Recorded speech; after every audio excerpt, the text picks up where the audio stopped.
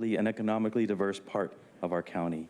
And in gratefulness for her willingness to carry the voices of so many who are underrepresented in the public square, bless Nora in particular for the spectacular work she has done to help shine a light on the needs of the South Bay, be wind in her sails as she continues to draw greater attention and resources to the most underserved. I pray for East County, for Joel Anderson and his work across the vast physical and human geography of East County, for his care for those in the more rural and less populated parts of our county, including some of our Native American territories, for our neighbors in El Cajon, Santee, Alpine, Ramona, Pine Valley, and Julian, all the way out to Campo and all along the U.S.-Mexico border. Give Joel the strength to comfort the frustrations of a rural population that doesn't always feel heard, and the wisdom to bring perspective to those who may have a difficult time adjusting to the changing demography and the changing times. I pray for our coastal communities, for Tara Lawson-Remer and her care for our coastal communities up to Encinitas and inland from Miramar to Escondido, all along the busy I-5 and I-15 business and residential corridors. Bless Tara as she works with our neighbors to keep our coastal areas ecologically sustainable, while at the same time navigating the many competing interests that vie for their spot in the sun. Bless Tara as she encourages generosity from some of our wealthiest neighbors. For our downtown communities, for Nathan Fletcher as he navigates the complex relationships of our neighbors and visitors that live and work and play downtown. Bless him in his role as chair of this august body, and for the public leadership he has given to help guide us and inform us all in the midst of the pandemic. Keep Nathan's hands steady, his shoulders strong, and his arms open wide, especially as he works to bring more justice and equity to our economy and our communities. I think in particular of our janitors and our security workers downtown. And for our North County neighbors, for Jim Desmond and his care and proactive work for the residents of Carlsbad and Oceanside up to Fallbrook through Vista and Valley Center, and covering many of the Native American territories and some of our most beautiful state parks and reservations. Bless Jim as he serves the needs of many of our neighbors living in unincorporated areas where services are more difficult to access. Bless him in particular as he helps our farmers maintain the breadbasket of our county. May the God of justice and peace bring inspiration, strength, and wisdom to you all as you advocate for our common good. In the strength of our Creator, Redeemer, and Sustainer. Amen.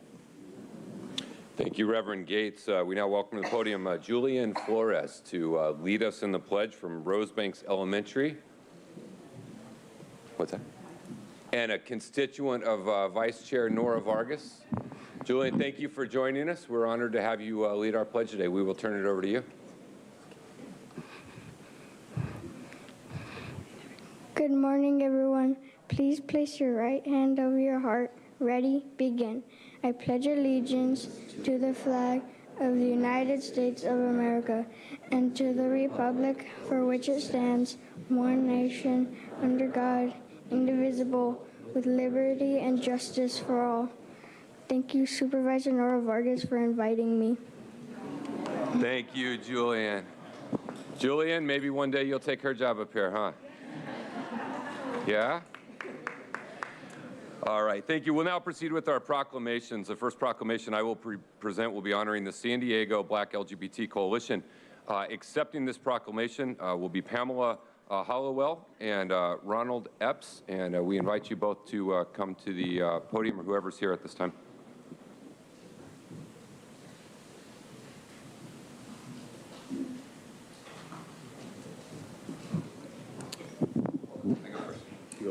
Oh, of course. Good morning. Thank you so much for joining us. While most of the world celebrates Pride in June, here in San Diego, we tend to do it in July. And so it is appropriate today to recognize and honor an organization that is a critical part of the San Diego LGBTQ community, the San Diego Black LGBT Coalition.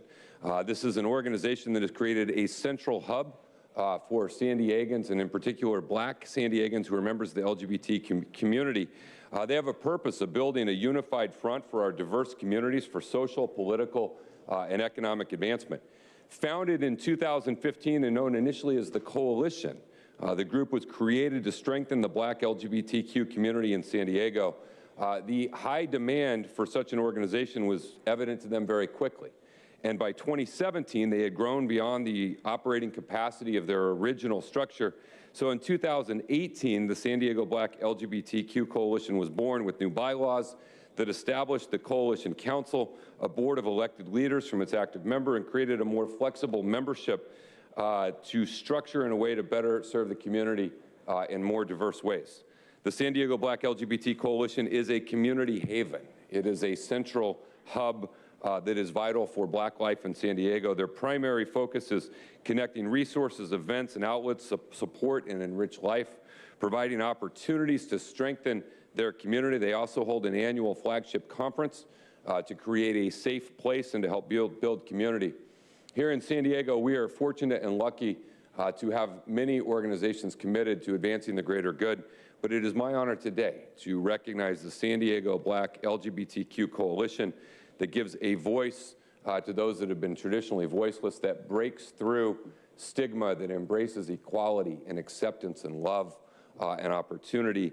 And we are incredibly grateful for the work that your organization does and everything that you do. And so therefore, it's my distinct privilege on behalf of the entire San Diego County Board of Supervisors to declare July 13, 2021 to be San Diego Black LGBT Coalition Day throughout San Diego County, and to commend you for all of your work. And we appreciate you and we value you, and we welcome you to say a few words.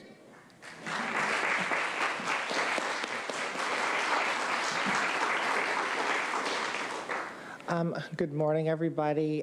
Thank you on behalf of the San Diego Black LGBTQ Coalition. We'd like to thank Nathan Fletcher and the Office of Nathan Fletcher and the Board of Supervisors for this beautiful proclamation. It really shows us the support and the recognition that we need to continue the work to meet the needs of our various Black LGBTQ community members.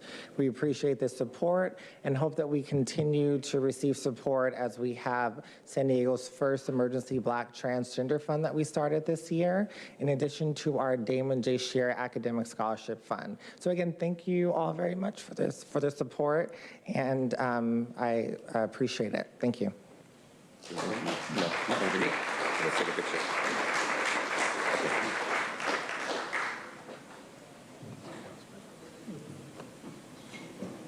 She's going to tell you to smile. She always criticizes myself.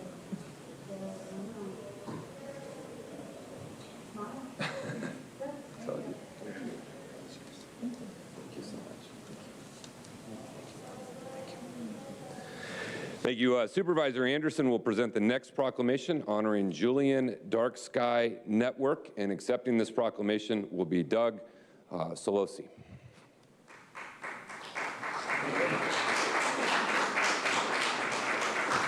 Doug, come on up. Yes. Thanks for being here.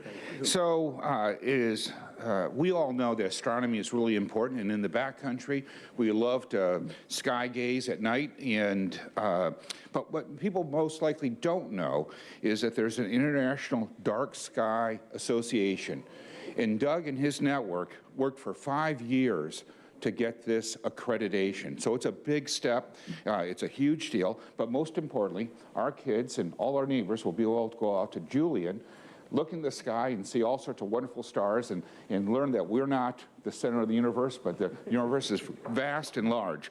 So with that, Doug, I want to give you this resolution honoring the Julian Dark Sky Network for all your hard work to make our backcountry an even more pleasant place to visit and live in. So thank you so much. All right, appreciate it. By the way, you're welcome to speak. Okay, thank you. Yes, thank you, Supervisor Anderson, and thank you to the board. I just want to say, when we started this 5 years ago, we were nervous because we wondered whether this would really receive support in Julian, and we were very pleasantly surprised to see the overwhelming support, not only from Julian, but also from the county, because the cooperation and support from the county was absolutely necessary. The county passed a dark sky friendly ordinance, creating a Zone C for communities in unincorporated San Diego County to adopt, to protect our nighttime natural environment. And this was a tremendous step forward. And that just happened last November, and that's one of the major things that made it possible for us to become an international dark sky community, we are one of 3 dark sky places in San Diego County. Borrego Springs, 11 years ago, became an international dark sky community, and Anza Borrego State Park, the largest state park in California, is also a dark sky place. So San Diego can be very proud of that, and I think we're pointing the way forward. As Supervisor Anderson said, our children and families can go out to the East County and experience a natural environment, not only in the daytime, seeing the wildlife, but at night when the sun goes down and the stars come up. It's a very different experience, one that every child should have, every adult should have as well. And we have taken some very important steps forward so that this will be preserved for future generations and not be just a memory of something that used to be.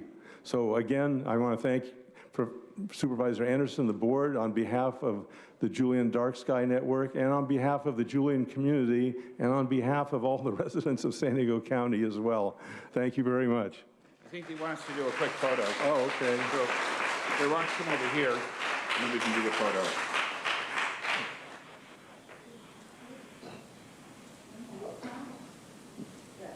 Thank you. Thank you. Our final proclamation today will be given by Supervisor Tara Lawson-Reamer, honoring our in-home supportive service workers and our United Domestic Worker members. Accepting this proclamation will be Doug Moore.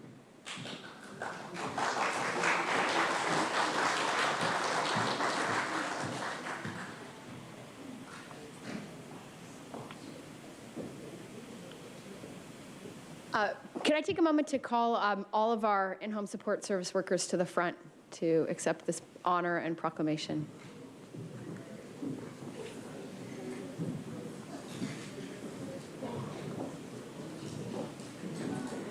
Thank you.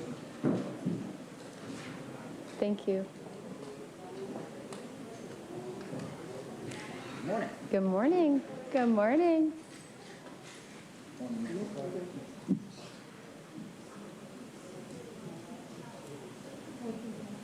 Good morning.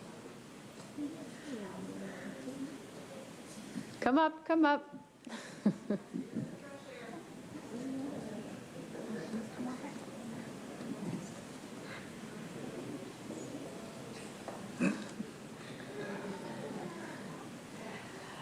Well, thank you all for being here today. It really is my honor to recognize our in-home supportive services workers and members of the United Domestic Workers Union, or UDW, who have been essential partners in taking care of loved ones across San Diego County. In-home supportive services, or IHSS, was established in 1973 by then Governor Reagan to care for seniors and other vulnerable individuals in their homes. Most notably, IHSS workers help older San Diegans age in place with the dignity and the respect that they deserve. Many IHSS workers are family members who gave up their jobs or other roles in life to take care of their loved ones. Others are matched with people in need. Even though these workers do not report to a common workplace and may never meet each other, being a member of UDW unites them all and helps protect fair rights and fair pay. In San Diego County, more than 20,000 IHS workers are also members of the UDW union and serve as a critical part of our county services to improve the quality of life of residents across San Diego County. During this pandemic, these services became more critical than ever before. So today, we recognize these workers by declaring it IHSS Workers' Day throughout San Diego County on this 12th day of June.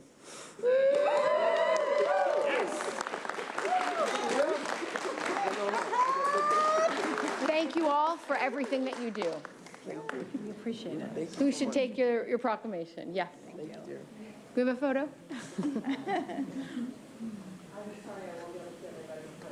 There's 33,000 of us.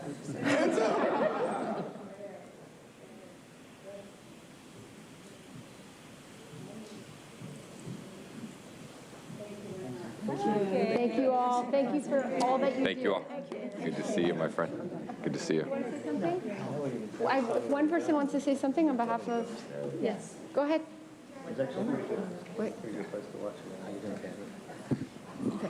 Oh, and I've just been told Doug Moore is on the phone. So I think, Doug, do you have some comments? Yes. Hi, good morning, everyone, and thank you, Supervisor Lawson-Remer. My apologies for not being there in person to accept the proclamation along with my UDW family. I'm in L.A. to speak at the Invest in Care rally taking place today in several cities across the country.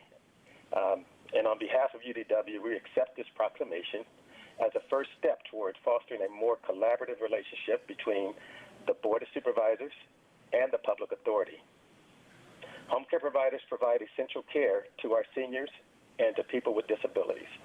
Home care providers are recognized as essential workers, but rewarding them with poverty wages is immoral. Home care providers work very hard, but have historically been put last as it relates to wages and working conditions. It's time to make investments in a structure that looks out for the people who are looking out for our loved ones. And we view this proclamation as a first steps towards equity and fairness for home care providers. And we look forward to collaborating with the Board of Supervisors and the public authority on these issues that matter, such as training and certifications, to ensure that home care providers can provide the best care possible to their clients. Thank you so much for this proclamation, and we look forward to working very closely with you in the near future. Thank you.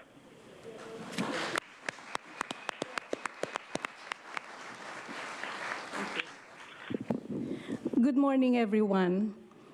I am Nicanora Montenegro, an IHSS provider, and I am the chair for UDW San Diego. And I represent all the 20,000 IHSS providers in San Diego County. This is really a big honor for us because for so many years, IHSS providers had been considered little people or the unseen people. But because of the pandemic and because of the work of Ms. Tara Lawson-Remer, and of course the Board of Supervisors, thank you very much for recognizing the contribution of the in-home supportive service workers, not only in caring for the disabled members of our community, but actually in contributing in the cogwheel of economy.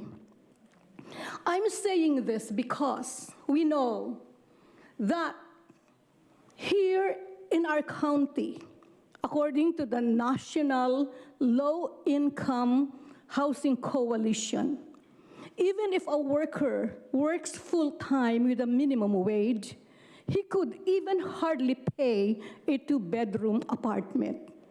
Include there the expenses of utilities, the expenses of the food, gas, and medicine. How can a minimum wage full-time worker really survive in San Diego? And the IHSS providers actually do not have much more than the minimum wage.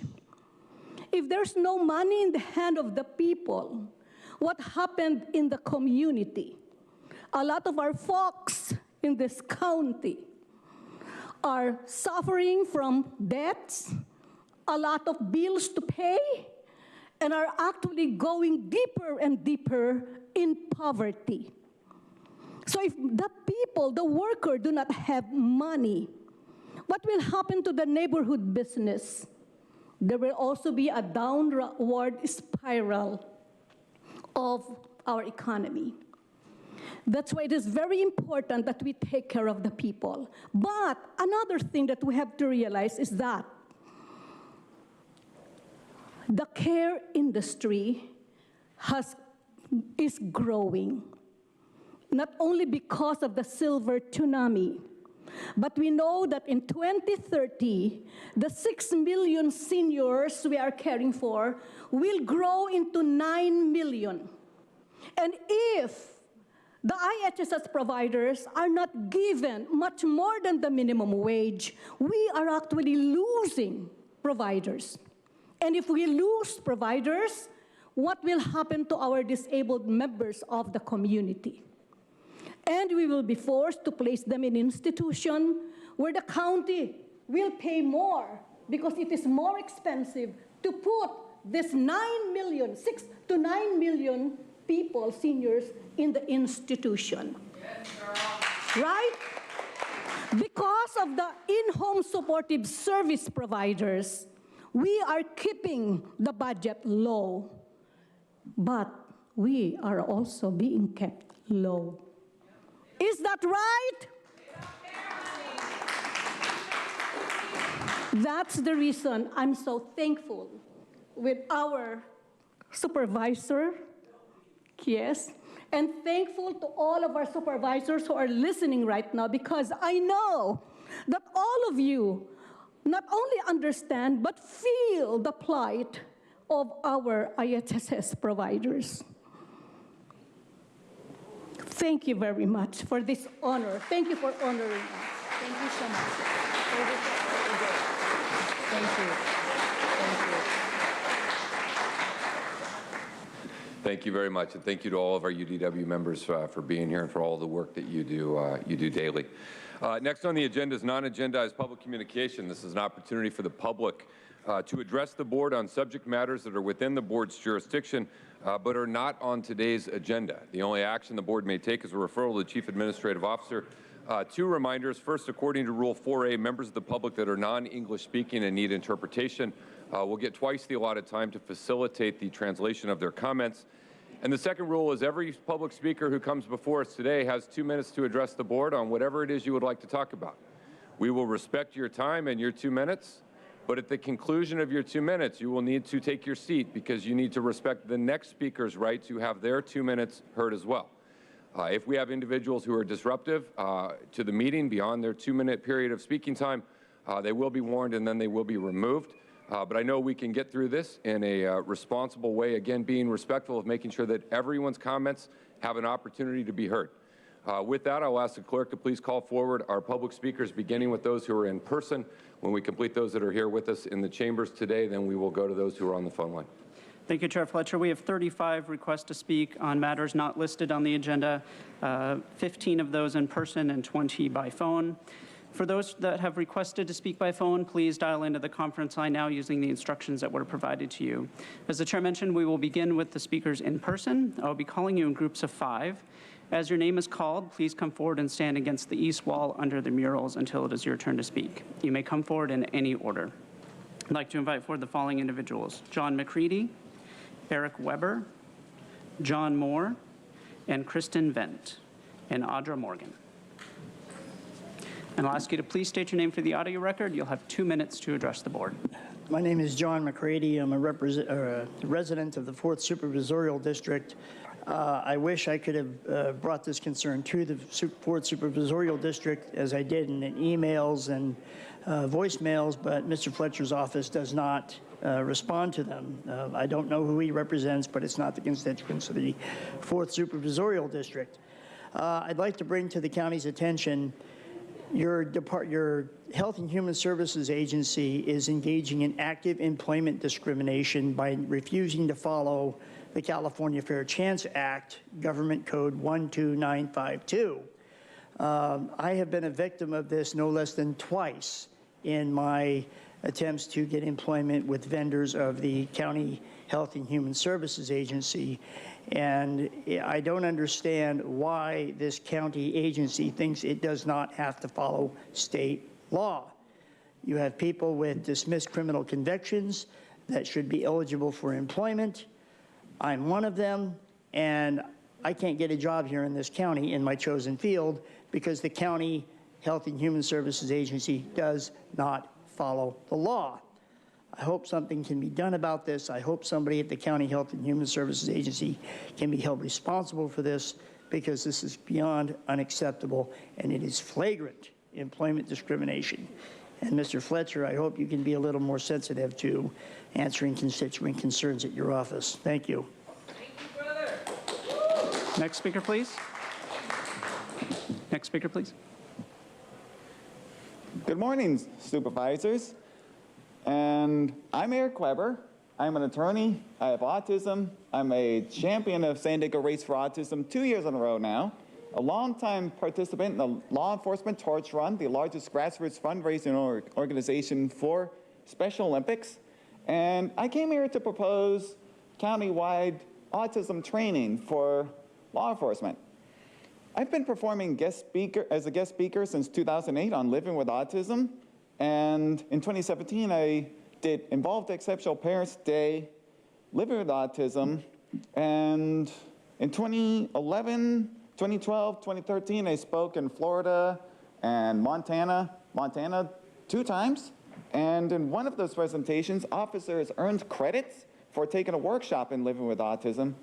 And it would be fantastic to do presentations for officers and to see more people with disabilities presenting on disabilities for police officers, because many a times those disabilities go unrecognized because they're not so readily recognizable right away. There's different varying levels of manifestations of autism, Down syndrome, Williams syndrome, etc. And the objectives that I hope that myself and others in autism law enforcement training can accomplish throughout the county are to educate about autism, provide insight pertaining to methods for ensuring a positive interaction between an individual with autism and law enforcement, and provide insight pertaining to building rapport, connection between individuals with autism, the families, the caretakers, and law enforcement. And part of building that rapport is enabling people to give operative information about people with disabilities, because it's a lot of times things just go unrecognized, that more information can really help along the way. Thank you. Next speaker, please. Good morning. My name is Kristen Vent. COVID is the umbrella label for PCR positive people regardless of clinical presentation. Most of these people are asymptomatic. Some have generic cold or flu symptoms, and a few present with moderate or severe respiratory distress. Unfortunately, the PCR assays being used for diagnosis are not fit for the purpose for which they are being used. Most PCR assays are constructed based on the German Drosten protocol. On November 27, 2020, 22 scientists submitted a request for retraction of this protocol, which was published in the Journal of Eurosurveillance, citing a number of fatal design flaws. It is also important to note, despite SARS-CoV-2 virus and the syndrome labeled as COVID being used interchangeably, causation has not been proven as per Koch's postulates. The first metric which every medical doctor must convey to a person is how deadly COVID actually is. This is context for the legal and ethical practice of informed consent. Incidentally, all COVID death statistics are inflated. Under direction of the World Health Organization, deaths from and incidentally with COVID are not distinguished. This is a big problem. Death coding has changed compared to influenza and pneumonia. According to one published analysis, this has resulted in over 16 times inflation of death statistics as reported by the CDC data. Furthermore, the infection fatality rate, or IFR stats, based on seroprevalence antibody studies are also inflated since T-cell immunity is not measured in these studies. This may result in 3 to 5 times lower IFR for COVID. Regardless, the general IFR is on order of the seasonal influenza, approximately 0.2%. According to the CDC, the survival from COVID with the inflated statistics is as follows. Thank you. For under 20, 99.997%. Your time is up. Thank you. I'm just going to say one last sentence, and that is this. In every single age group, it is 94% or higher, and 94% in only one. Thank you.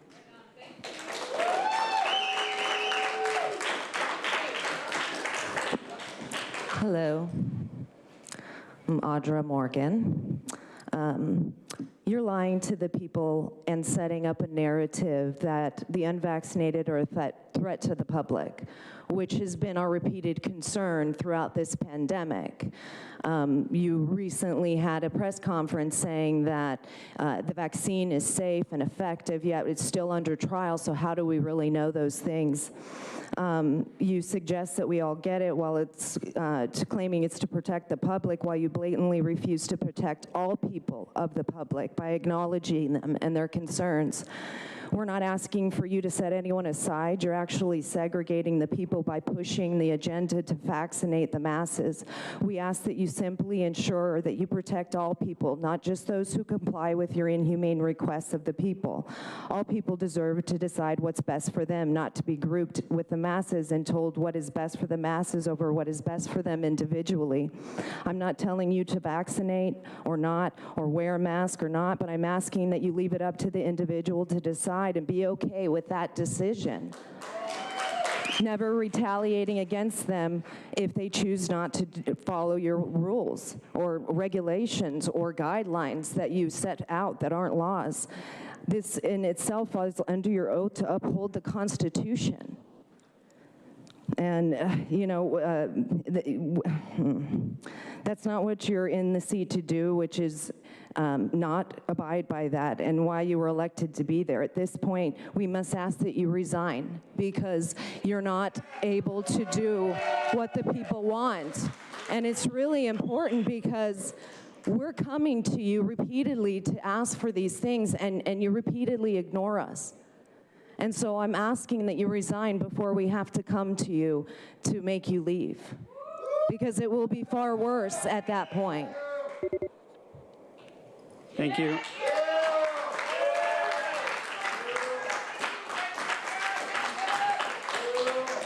As the next speaker is coming forward, I will call 5 additional speakers: Melissa O'Connor, Claudia Fioretti, Bridget Dolcas, Jeff Noe, and Michael Brando. All right, thank you, members of the board, for this opportunity. My name is John Moore. I'm a resident of the city of San Diego. I have some unanswered questions. Why can't any COVID-19 be found in patient specimens? Not just in San Diego, but across the entire United States.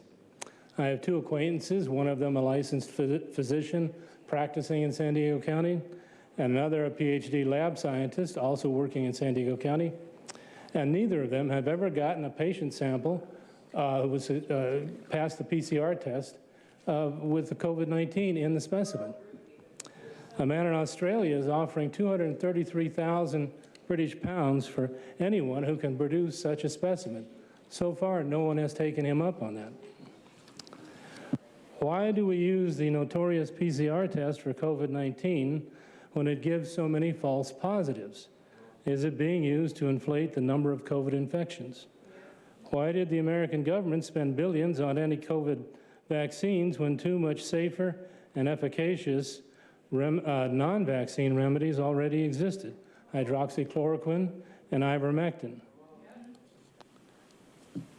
These are reasonable questions which unfortunately have no reasonable answers yet.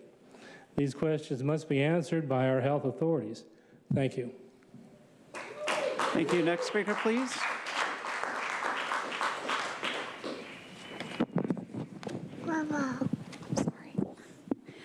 Good morning, everybody. My name is Melissa O'Connor. I'm here to speak on behalf of not only myself, but my 4 kids, ages 16, 8, 4, and 1. I do not consent to the following. Lockdowns or arbitrary closures of schools, businesses, or places of worship. Mask mandates, especially for children. COVID vaccine passports, or the continued state of emergency solely to receive taxpayer funding unethically, as we are no longer in a state of emergency.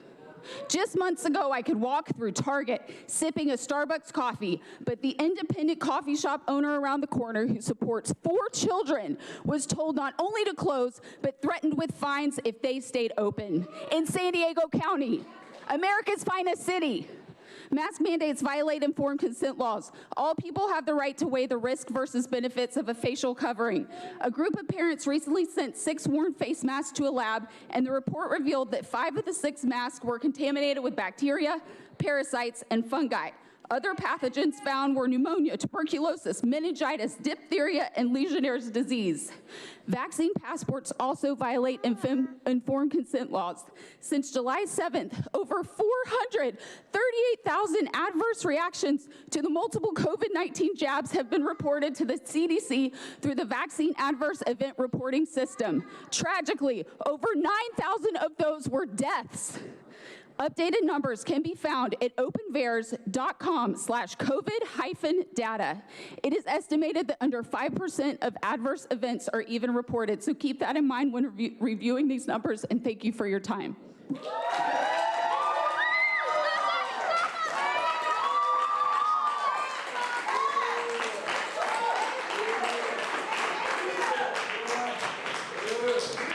Next speaker, please. Good morning. My name is Claudia Fioretti. I'm a native Californian, District 4 voter, and retired social worker. Having tackled difficult challenges in my own career, I can appreciate that the last 18 months have been particularly trying. But given what we know now, I wonder, might some of you have regrets? Do you, for example, regret your decision to shutter businesses when we know that viruses spread mainly within hospitals and nursing homes? When people are unwell, they don't patronize gyms, restaurants, and other places of business. They stay in bed or go into hospital, and the theory of asymptomatic transmission is just that, a theory, not supported by any real scientific data. Do you regret your decision to keep our children out of the classroom, having witnessed the devastating effects of their cognitive, linguistic, physical, and emotional health, especially since we know that children are rarely affected by the COVID virus, nor do they appear to transmit it?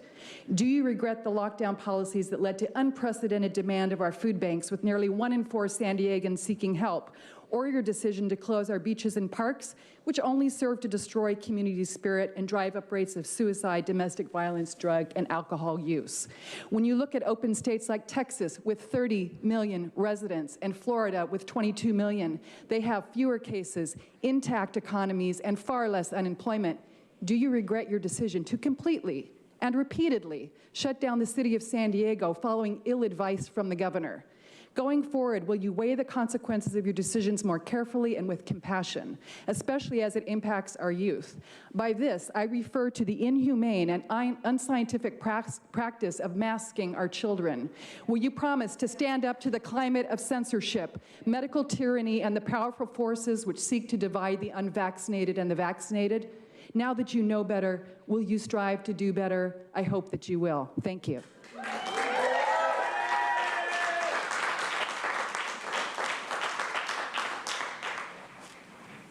Hi, my name is Bridget Dalkus. Good morning. I'm just going to give a little brief snapshot of my family over the past year. I have 2 children who were A students and loved going to school. And we had at least 7 or 8 nosedives for each one, where they were down in the F range and could barely cope with online schools. So I am advocating for keeping schools open no matter what. Children need to be in an environment that is conducive to learning and being social. They're not at risk. My husband and I are both professional musicians, and as you know, there's no music happening, or there was no music happening for over a year. And my husband plays in all the shows in town. I'm in an orchestra. We teach, we perform, we coach at schools, we do all kinds of different things, freelancing, and there was nothing. So that was just a little snapshot. You might not have heard from that part of the economy that was affected by a lockdown. I stand here for freedom today, and I believe that as adults and citizens of the United States, in a free society, we have the right to make our own choices without consequence for our medical choices, wearing a mask, taking an experimental synthetic genes therapy. We should be able to make our own decisions. And I urge you to not create any degree of a tiered society through mandates, separate rules, or any form of a passport system, anything that will not allow us to thrive as an indivisible society in freedom. I would love to see funds diverted to talking about real health and how people can take responsibility for their own health. And I just want to say, everyone in this room, you are loved, you are safe, and you are important. Thank you. Next speaker, please.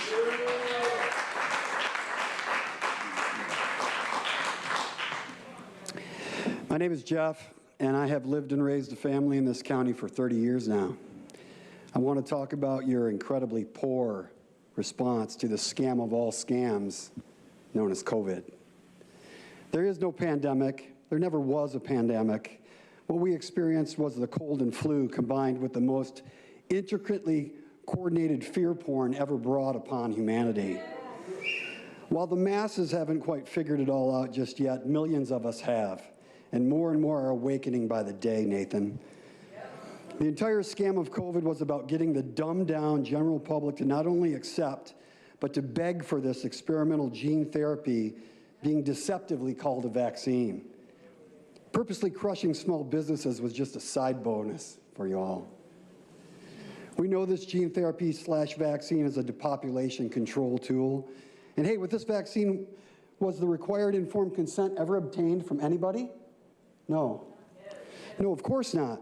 All these deceived, jabbed up people have no idea that they're in an experiment, Jim. An experiment that doesn't end until 2022 or 2023, depending on their jab brand. An experiment where the animal trials were skipped because all of the ferrets died in the last coronavax attempt. The poor folks have no idea that they are the current lab rats. And now you're pushing it onto our children, Nathan? Really? The Nuremberg trials will very soon be returning. And just like the last time, saying, I was just doing my job, is not going to get you out of your accountability. You all have made yourselves principals in this heinous crime against humanity. Each and every one of you will be held to account. God will not have mercy on your souls. You better try to make things right and quick.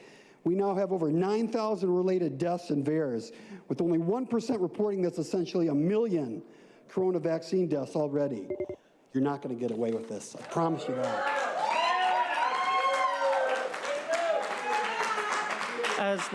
As the next speaker is coming forward, I'd like to invite the 5 remaining speakers in person: Ryan Gannon, Danielle Salinas, Elizabeth Barnum, Diane, and Suzanne Lockyer. My name is Michael.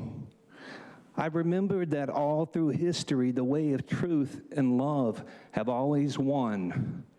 There have been tyrants and murderers, and for a time they can seemingly, through delusion, appear invincible, yet in the end they always self-disintegrate from the inside out.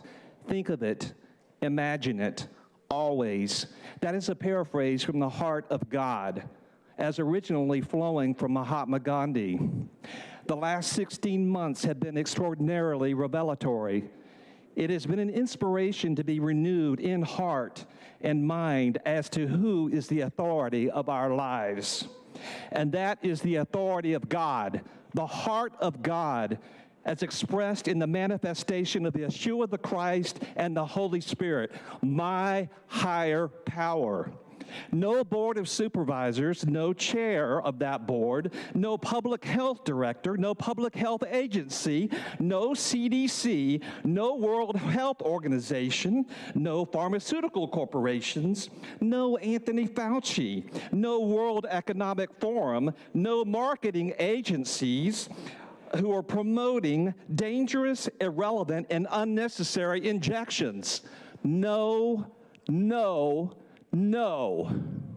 Yet, yes, we are the authority of our lives, of our breath, of our bodies, of our bloodstreams, the seat of the soul and of life of our communities.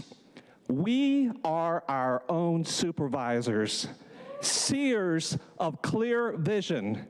That is our U.S. and California constitutional natural law right that is the foundation for our presence day in and day out in this beautiful land called the United States of America. Thank you.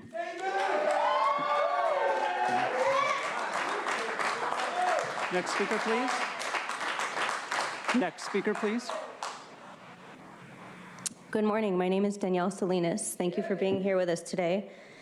I've recently forfeited a job that I love because I won't give my medical information to those who it does not belong.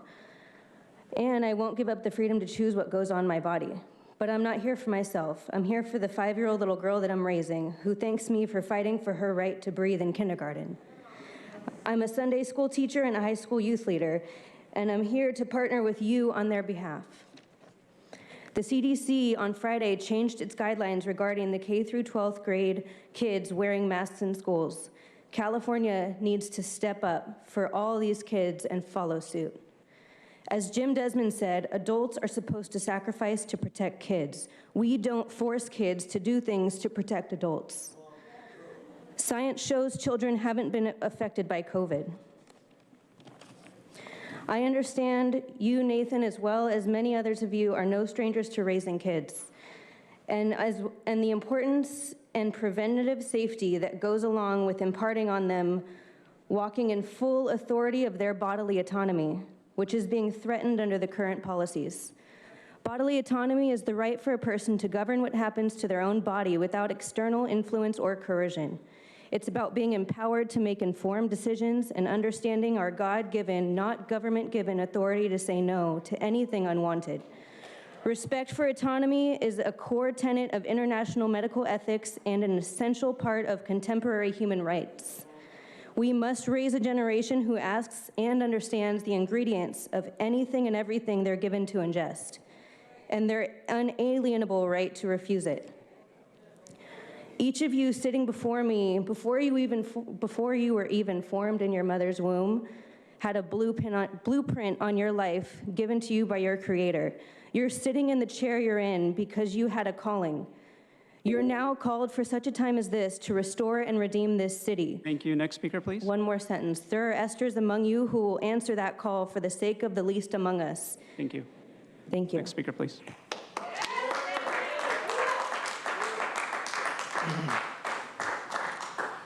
My name is Ryan, and I'm here with a reminder. Let it be known that American liberties are not the grants of governors or county supervisors. That many of our rights are inherent and essential, agreed on as maxims and established as preliminaries even before our Congress existed. We have a right to them, derived from our Maker. Our forefathers have earned and bought liberty for us at the expense of their ease, their estates, their pleasures, and their blood. Liberty is not built on the doctrine that a few coastal elites have a right to inherit the earth. No, no.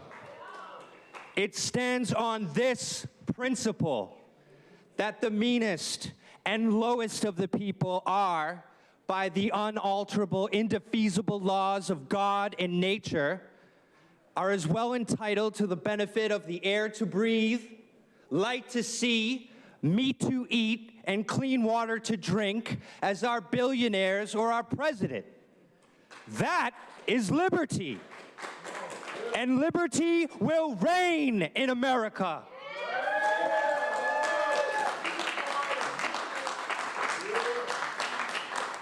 Next speaker, please.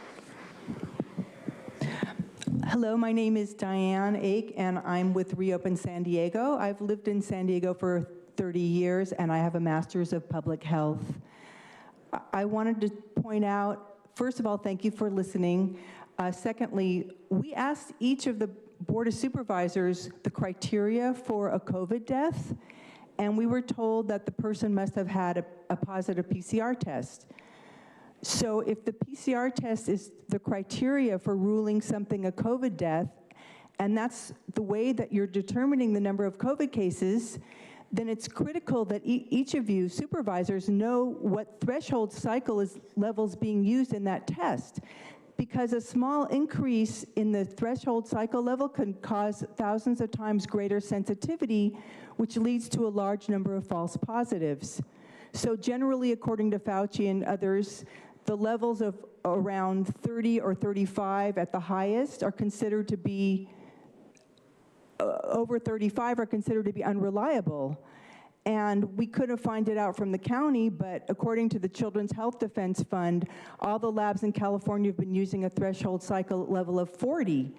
And that level is meaningless, yet that's exactly what you were using to set policy and to do lockdowns and not let people go to work, not let children go to school, and everything you've heard everybody talk about. Currently, I believe the CDC is recommending a threshold, they lowered it to 28 for some people. That's a huge difference from 40. And you can see in the news, cities in California and across the country are now recalculating the number of COVID deaths that they were mistaken because of the mistakes of these PCR tests. So we asked the staff of the supervisors what threshold cycle levels the labs are using, and none of them could tell us. And we were told to contact each lab to ask them, no, you need to contact the labs and find out, Thank you. not us, and you need to tell us. Thank you. Your time is up. Okay. Next speaker, please. Thank you.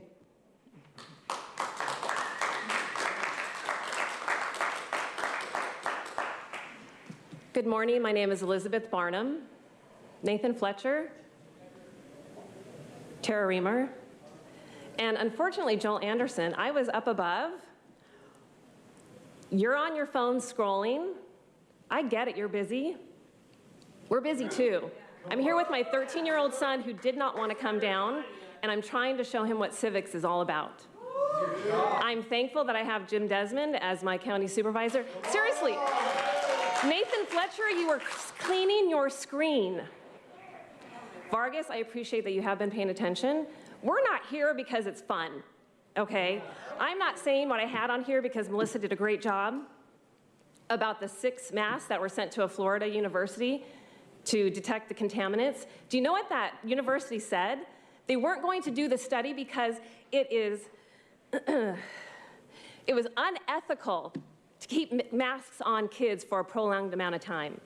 And now you're telling me that my 16-year-old, hi Nathan, still speaking. Seriously, you and your wife are a pair. And I don't, do your job. That's all I ask, is that you do your job. Follow the science. We elected you. We're going to take back San Diego. This is not America's finest city any longer. I have not listened to any of you. I have visited businesses that did not close. I have not worn a mask. My vaccination status, if you scan this, goes to the Constitution. That is what we stand by. If you make masks mandatory, you are provoking child abuse. It is up to you. You have the power to make it so that we don't listen to Sacramento, that the schools open in the fall without making masks mandatory. It should be a choice.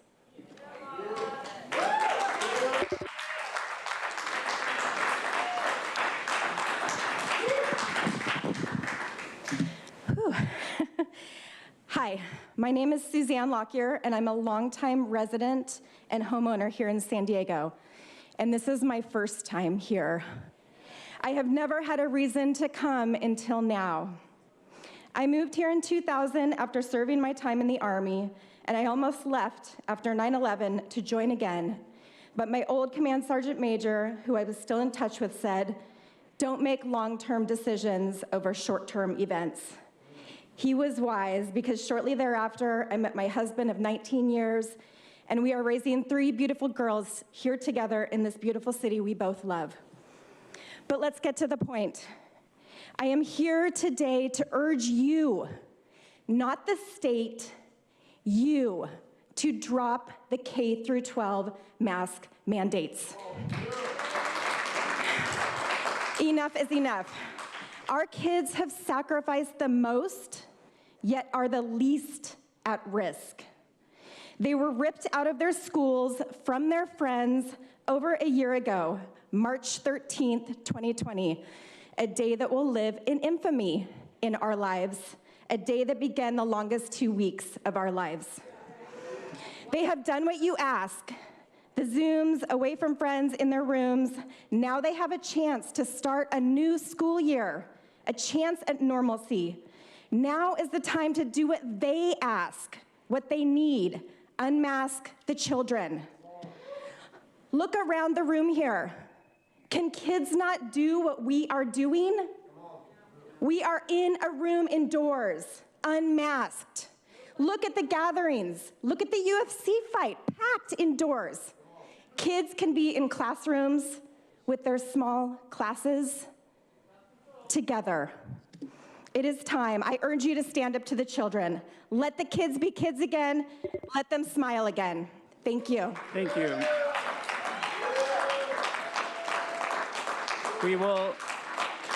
We will now hear from those that requested to speak by phone. We'll be calling speakers by the last 4 digits of their phone number. You'll hear a notification that your call has been unmuted.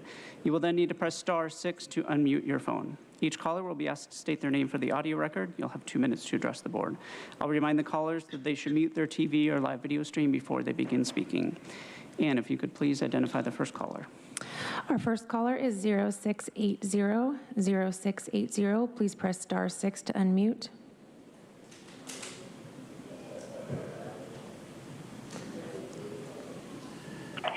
Tegan McLean, I vote in Fletcher's district. I want to invite the board to join me in appreciating my fellow San Diegans who have come to comment in person today. You may have jobs, families, numerous responsibilities. You may have traveled a distance, and it takes care and time to craft your comments and courage to walk to that mic. For every one of you, there are many others who share your urgency because what's at stake is so huge.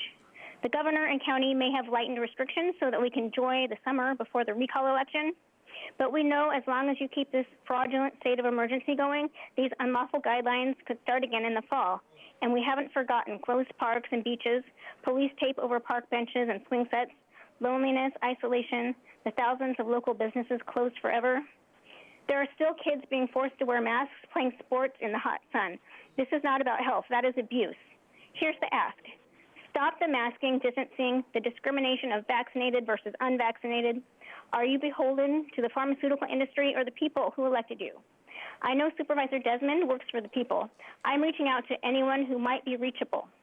Have a moment of self-reflection and think about what kind of world you want. We can heal our country and community, but it won't be with needles. It will be with cooperation and unity, and you can be for that or against it. I invite you to be a part of it.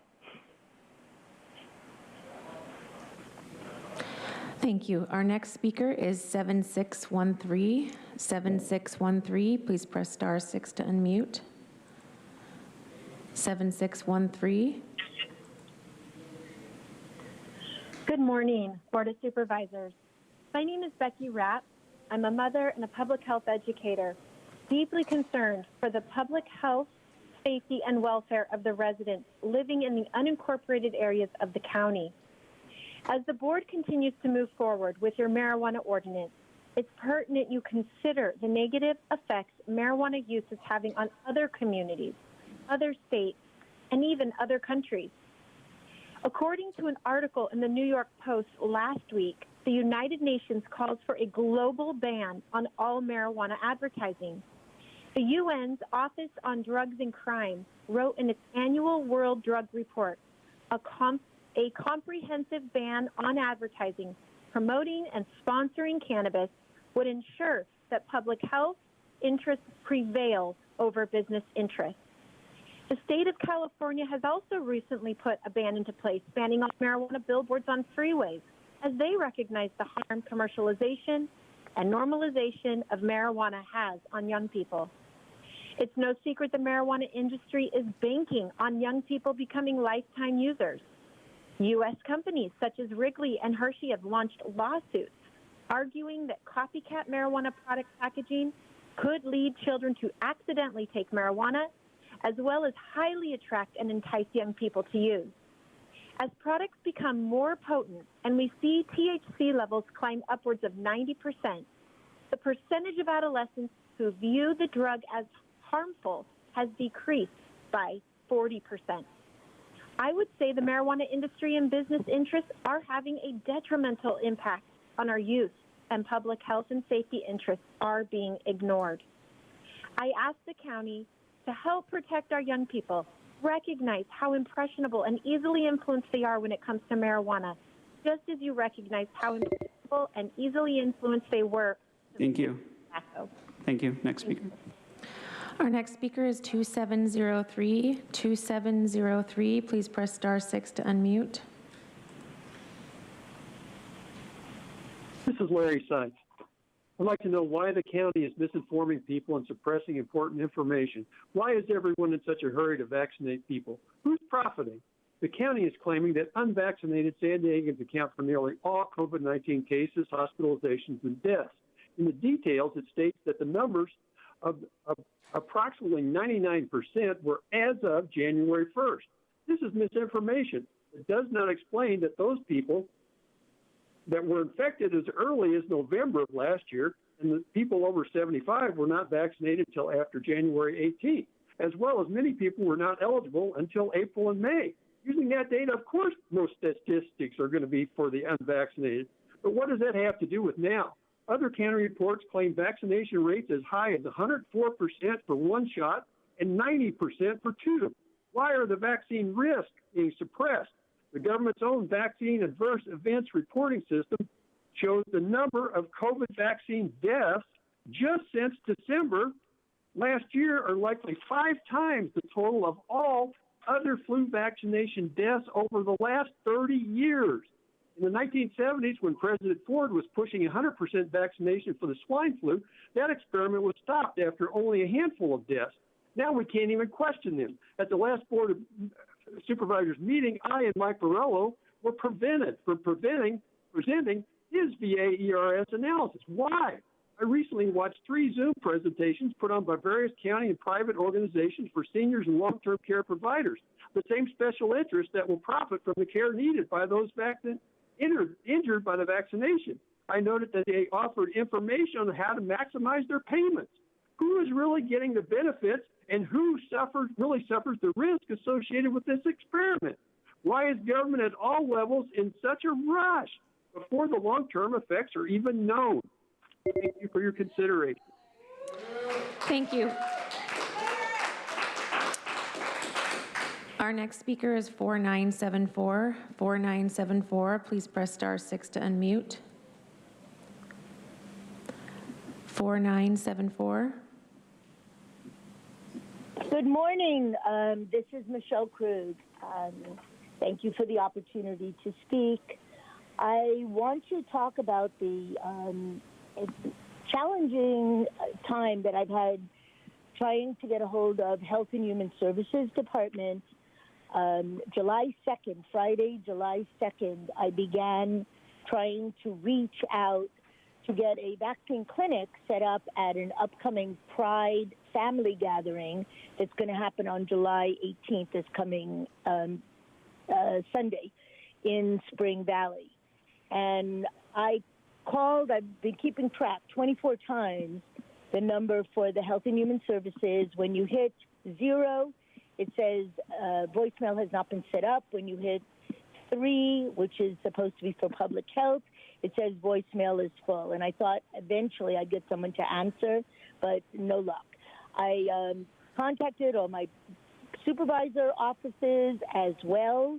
I also have Tammy from your communications department found a link and filled it out for me, very clearly stating this person is blind, please call her. And I know for a fact that she has tried contacting them 4 different times, asking them that about contacting me unsuccessfully. Supervisor Vargas's office has really put some effort into trying to get this to happen. They also filled out the form. I've had the form filled out by other people because I am blind 3 or 4 different times. The 211 operator as well. And each time it very clearly says, because they read it back to me, this person is blind, please call her. Never have I received any kind of a call back.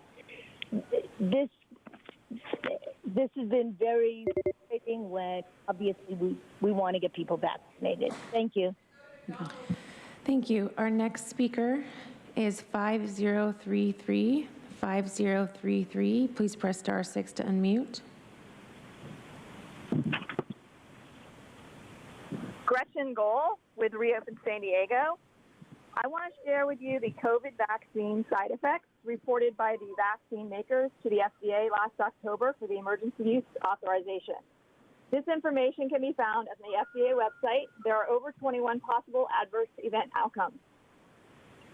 First one is Guillain-Barré syndrome, acute disseminated encephalomyelitis, transverse myelitis, encephalitis, encephalopathy, convulsions, seizures, stroke, narcolepsy and cataplexy, anaphylaxis, acute myocardial infarction, myocarditis, pericarditis, death with an S at the end, pregnancy and birth outcomes, other acute demyelinating diseases, non-anaphylactic allergic reactions, thrombocytopenia, disseminated intravascular coagulation, venous thromboembolism, arthritis and arthralgia joint pain, Kawasaki disease, multi-symptom inflammatory syndrome in children, vaccine-enhanced disease.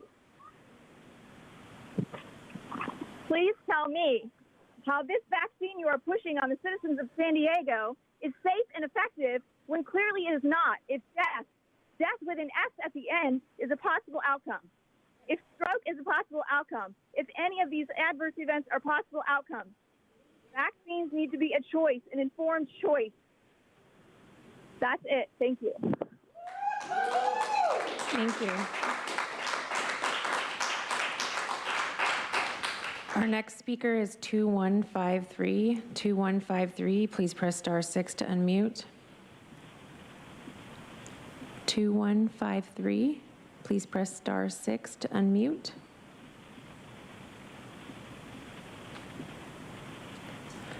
We'll come back. Our next speaker is 7750. 7750, please press *6 to unmute. Hi, good morning. My name is Lauren Falstich, and I'm a middle school teacher. My students and the children of San Diego are our future. Their minds are extremely impressionable, especially at this time where media is at their fingertips, and they simply see one colorful picture and they're drawn to it. Unfortunately, that is how pot shops advertise today. Bright, exciting pictures that grab the minds of teenagers and youth alike. In recent weeks, as you've heard from a previous speaker, in the New York Post, the United Nations has called for a global ban on marijuana advertising. A comprehensive ban on advertising, promoting and sponsoring marijuana would ensure that public health interests prevail over business interests. This is a quote from the United Nations Office on Drugs and Crime. Marijuana can lead to mental health disorders in long-term heavy users. Aggressive marketing of marijuana products with high THC content by private firms and promotion through social media only make the problems worse. Pot products have almost quadrupled in strength. Even as pot is more potent, the percentage of adolescents who view it as harmful has decreased because of the advertising. Let's join the United Nations in ensuring that public health is our top priority over marijuana businesses by banning advertising, promotions, and sponsoring marijuana businesses. Thank you so much. Thank you. Our next speaker is 4592. 4592, please press *6 to unmute. Good morning, Chair, fellow supervisors. My name is Kathleen Lippett. As residents of District 2, we were fortunate to be represented by former Supervisor Jacob. She knew the community she served, their concerns, priorities, and recognized her responsibility to advocate on their behalf. Unincorporated communities were optimistic Supervisor Anderson's action would reflect his words. But a token recommendation to direct taxpayer money for enforcement was evidence of political acquiescence, not leadership. Enforcement efforts are reactive. They neither prevent nor mitigate harms. Supervisor Desmond has demonstrated dedication to represent and serve his unincorporated District 5 by opposing this harmful marijuana industry ordinance, even when standing alone to do so. That is serving constituents and not the marijuana industry. He should not be the only supervisor able to recognize fake social and environmental justice that obscures a not in my backyard policy that serves party self-interest and big business. Unincorporated communities deserve respect, though politically expedient to use them as dumping grounds for released convicted felons, sex offenders, predatory drug industry operators, or large-scale environmentally destructive solar or wind projects is unconscionable. Your advocacy and normalization of pro-drug policies will also reverse previous strides against meth, prescription drugs, and marijuana, but maximize drug dependency, which may be the intent. Similarly, your support of the fake JVR, alternative energy project, does not protect but damages the environment. A massive project capable of draining nearby wells, drawing irresponsibly from unconfined alluvial aquifers, cuts over 264 million cubic yards of soil, etc., and threatens golden eagle burrowing owls and threatens checker spot butterflies. Is not environment. Our next speaker is 6636. 6636, please press star 6 to unmute. 6636. Please press star 6 to unmute. Hello, my name is Sandra. We are living in crazy times. Today, a bit of sleuthing on the novel, or called new, coronavirus. In 1999, the first coronavirus vaccine was sought by Pfizer using the spike protein.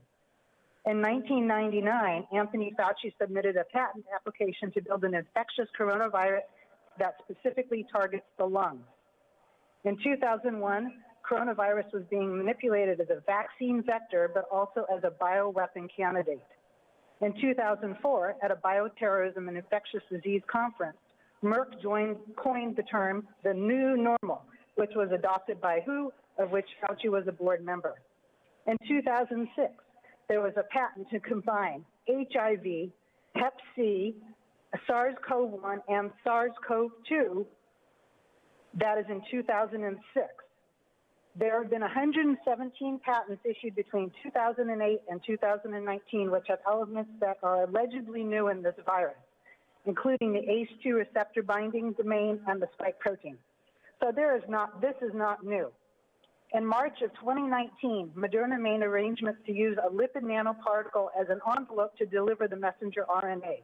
In November of 2019, they were given the SARS-2 gene sequence by NIH. Then the outbreak happened in December. Funding from taxpayers for Wuhan went through Peter Daszak's EcoHealth Alliance. In 2015, he stated, we need to increase public understanding of the need for medical countermeasures such as a pan-coronavirus. A key driver is the media, and the economics will follow the hype. We need to use that hype to our advantage to get to the real issues. Investors will respond if they see profit at the end of the process, unquote. We are not having a vaccine for a virus. We are injecting harmful protein because the number is for you. Thank you. They said they need the public to accept. Our next speaker is 5555. 5555. Please press star 6 to unmute. Good morning. My name is Tyler James, and I live in District 5. Like many of you, I am watching the record-setting heat and the ongoing drought conditions, wondering about the sustainability of San Diego County's water supply. Most of the state is under mandated water restrictions, and the governor has asked the rest of us to voluntarily cut back on water use. There's been a lot written lately about the plight of the state's almond farmers. Many have resorted to destroying their trees because they simply do not have an adequate water supply for irrigation. Given this situation, it makes no sense to authorize marijuana farms in the county's backcountry. Marijuana is a water-intensive crop that is cultivated year-round. How will the increased water demand for the marijuana farms affect the residents and the farmers who are there now, wondering what the future of their own water supplies will be? Residents do not want or need marijuana farms. Even the California Growers Association says the state has an oversupply of pot. Why push to add more? The county already has 87 registered hemp farms. Isn't that enough? Thank you. Thank you. Our next speaker is 9887. 9887. Please press star 6 to unmute. Board of Supervisors. My name is Carol Green, and I would like to tell you about a recent study in JAMA using nationally representative data. Research observes that the highest prevalence of substance use disorders happen within 1 year of marijuana use, and as compared to adults to children, it is 10.7% children versus 6.4% for adults. This highlights the fact that our youth are using and suffering substance use disorders from the use of marijuana.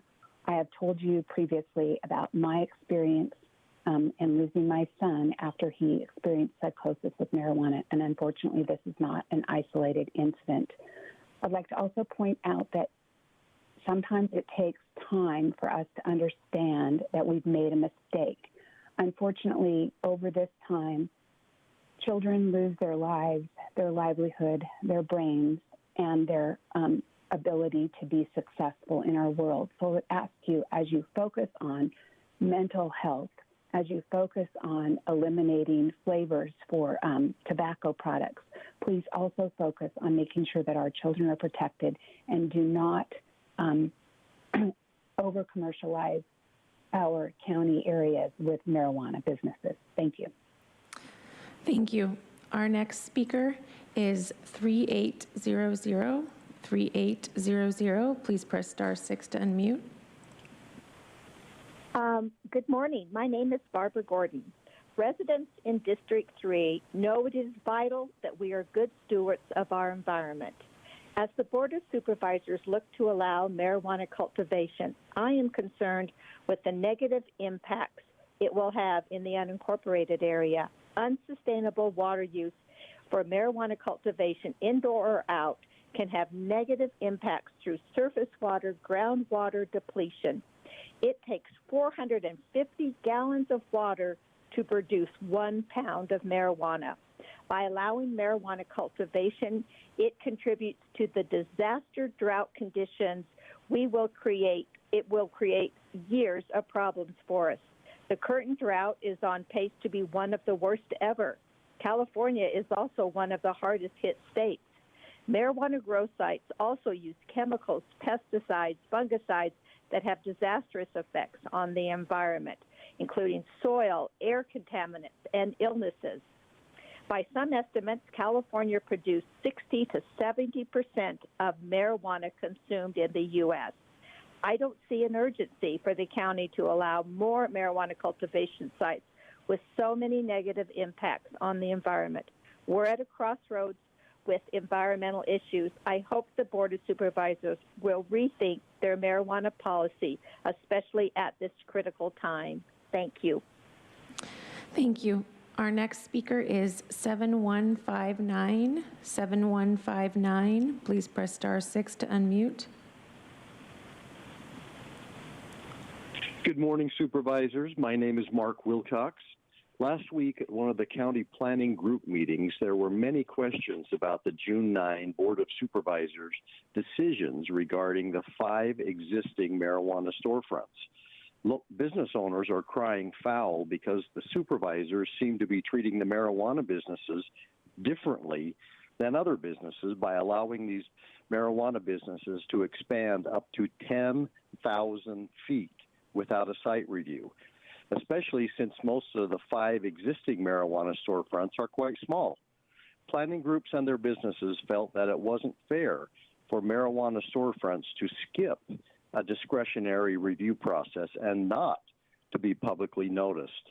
To allow one type of business to shortcut the process with just an ministerial review does not cut it with the planning groups, since their main purpose is to protect their community from commercial enterprises that could be detrimental or pose potential problems to neighboring businesses or sensitive uses.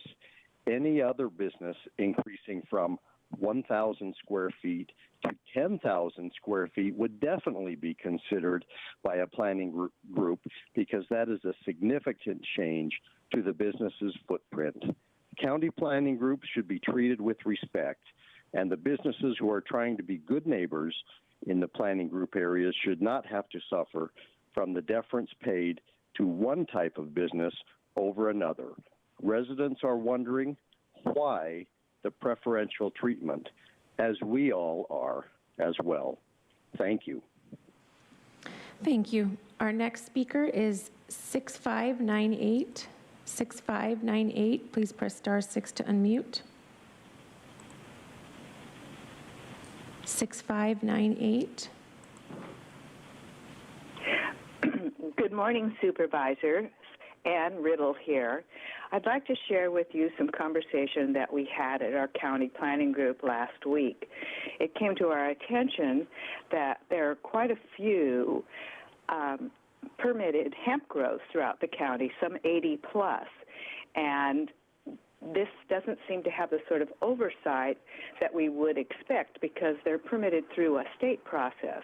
I've had difficulty finding out where they all are, but at our county planning group, several members mentioned that they are living next to a hemp grow. And in addition to the smell, their concern has been for pesticides. Then we received a news article yesterday regarding a press release from the U.S. Attorney's Office regarding, excuse me, the rise in injuries to law enforcement officers exposed to pesticides when they are trying to take down unpermitted illegal marijuana cultivation sites.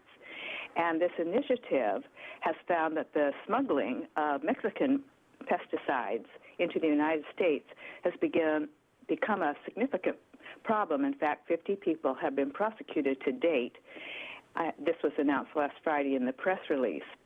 Additionally, 8 cases have been filed by the San Diego City Attorney's Office against people accused of possessing pesticides found at the border.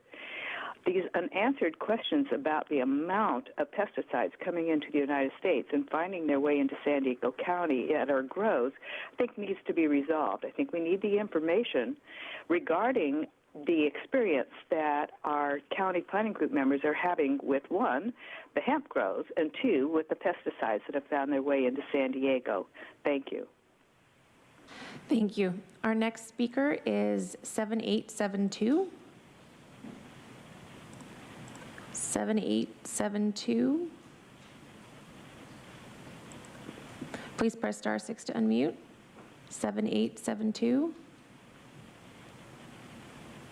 Hi, can you hear me? Yes.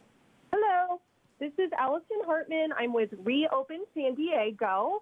On Wednesday, July 7th, a text message alert went out from the San Diego County government saying that almost all COVID cases, hospitalizations, and deaths being reported in the region are occurring in people who are not fully vaccinated. The problem?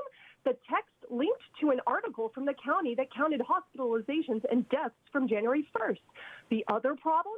Of course, this would include people who got sick as early as November. The other glaring problem, the County of San Diego government had a vaccine tier system where persons over the age of 75 were not even eligible for the shot until January 18th, and many San Diegans were not eligible until April or May. So why include cases, hospitalizations, and deaths from January 1st? To scare people. Nathan Fletcher even repeated the lie twice 2 days later at the San Diego County press conference on July 9th. He used the false information as a weapon to shut down meaningful questions the public had, and it is despicable. Several people tried to reach out to Nathan to correct this mistake. Nathan was not answering his office line because he was too busy harassing Padres player Eric Hosner on Twitter.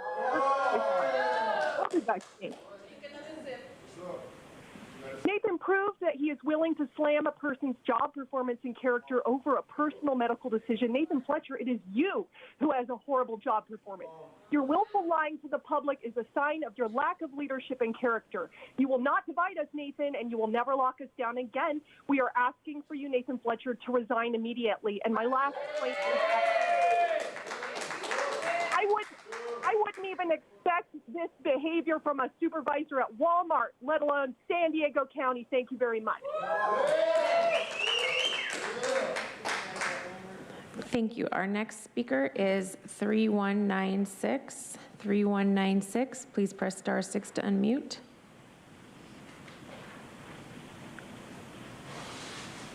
Hello, my name is Michelle Goebel, and I'm calling on behalf of Let Them Breathe and 8,500 other parents across our state. I would like to request that the San Diego Board of Supervisors advocate on behalf of our children by initiating a resolution on healthy children document similar to that which was approved by the El Dorado County Board of Supervisors, the Placer County Board of Supervisors, the Orange County Department of Education, and other counties that are currently drafting the same. There is ample evidence that children should not be required to wear facial coverings. The ability to see, appreciate, and communicate through facial expressions is crucial to a child's social development, mental health, and physical well-being. I am urging the San Diego Board of Supervisors to send this written request to CDPH to revise the guidance to eliminate any mask mandates for children in all settings throughout the county, including K through 12 schools. Further, the San Diego County Board of Supervisors should be committed to assisting all of our local school districts to give children an opportunity to return to normalcy in the classroom. Thank you. Thank you. Our next speaker is 3387. 3387, please press star 6 to unmute. 3387, please press star 6 to unmute. We'll come back. Recalling 2153.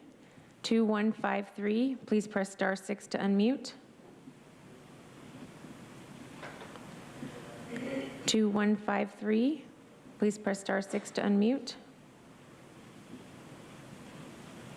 Recalling 3387. 3387, please press star 6 to unmute. 3387, please press star 6 to unmute. Chair Fletcher, we're not seeing any movement from those callers. That concludes the request for non-agenda public communication this morning. Thank you. Thank you to all of our callers who joined us today. Next on the agenda is the approval of the minute statement of proceedings for the board meeting on June 29, 2021, and the Board of Supervisors budget hearing on June 14, 2021, and June 16, 2021. I'll make a motion to approve. Is there a second? Second. We have a motion by myself, seconded by Vice Chair Vargas. Please vote.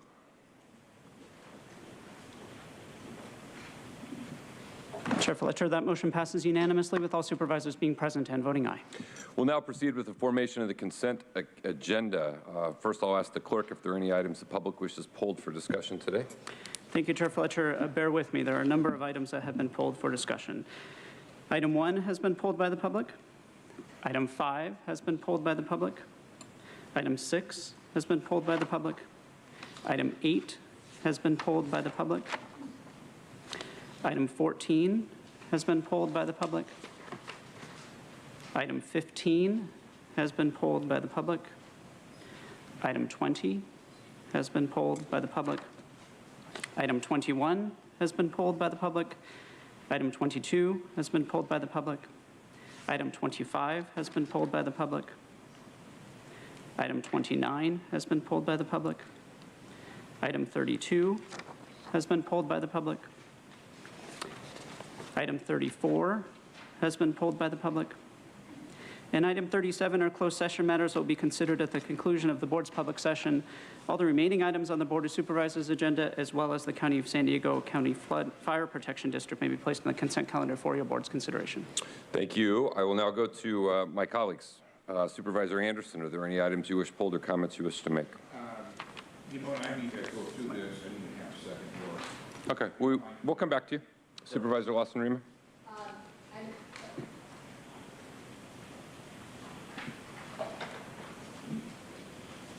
There. Item 7 has not yet been pulled. Is that correct? That's correct. Yep. I would like to pull that. You want to pull that item? Okay. Supervisor Desmond. Yeah, thank you, Mr. Chair. I, too, am scrambling here trying to figure out which ones. Let me, I'll just catch us up real quick and give everyone a second here. So we've got items 1, 5, 6, 7, 8, 14, 15, 20, 21, 22, 25, 29, 32, and 34 have all either been pulled by the public or supervisors. Okay, so I just have a comment on item 11. This is the behavioral health solicitation, single source procurements and amendments to extend the existing behavioral health service contracts. I want to appreciate all the great work that's been done. I know it's important to move forward, and these are important contracts that have to move forward as soon as possible.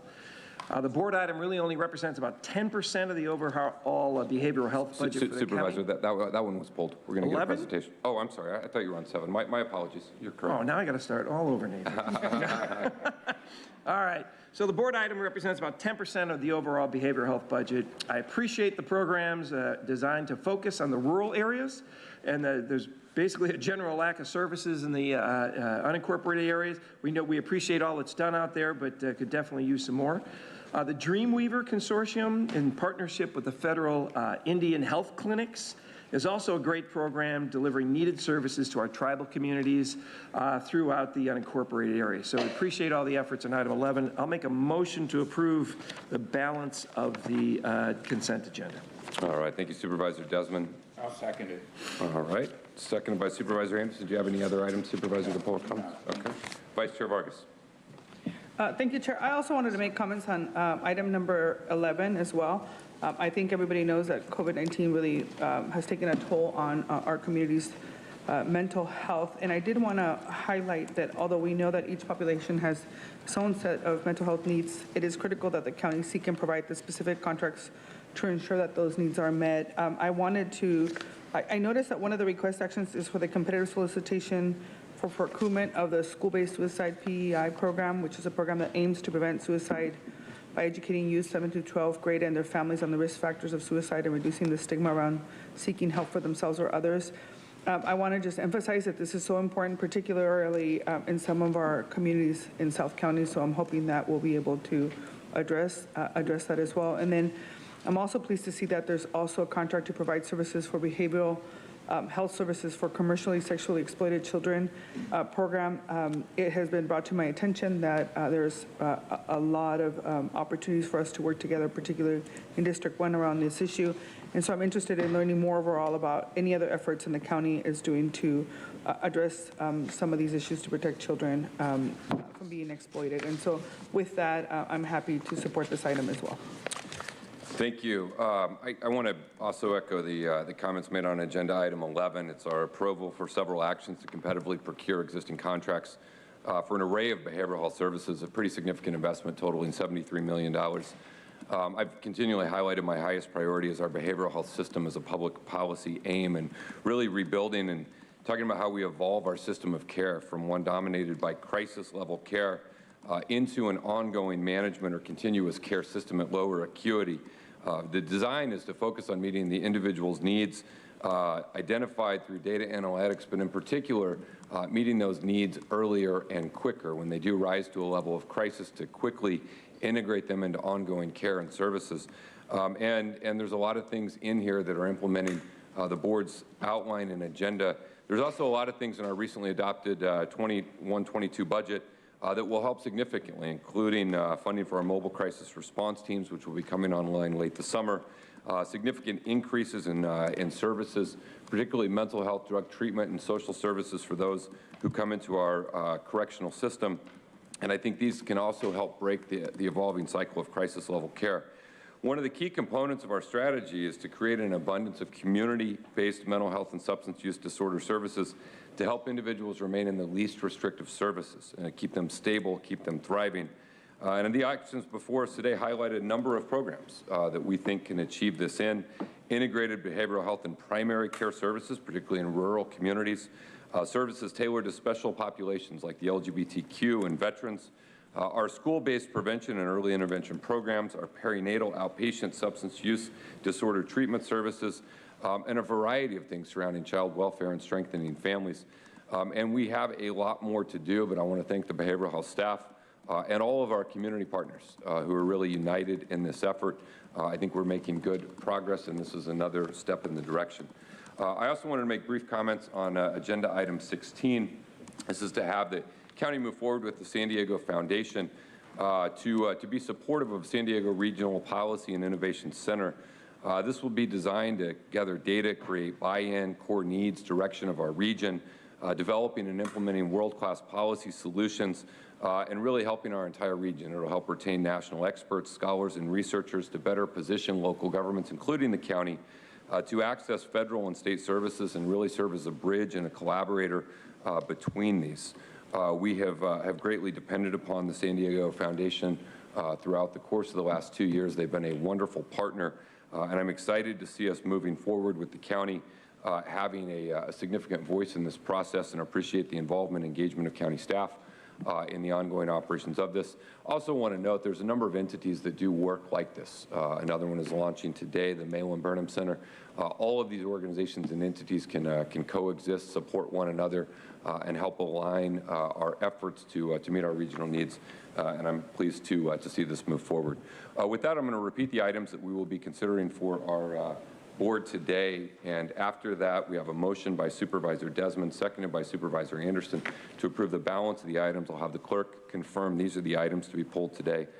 Items 1, 5, 6, 7, 8, 14, 15, 20, 21, 22, 25, 29, 32, and 34. Is that correct? That is correct. Please vote.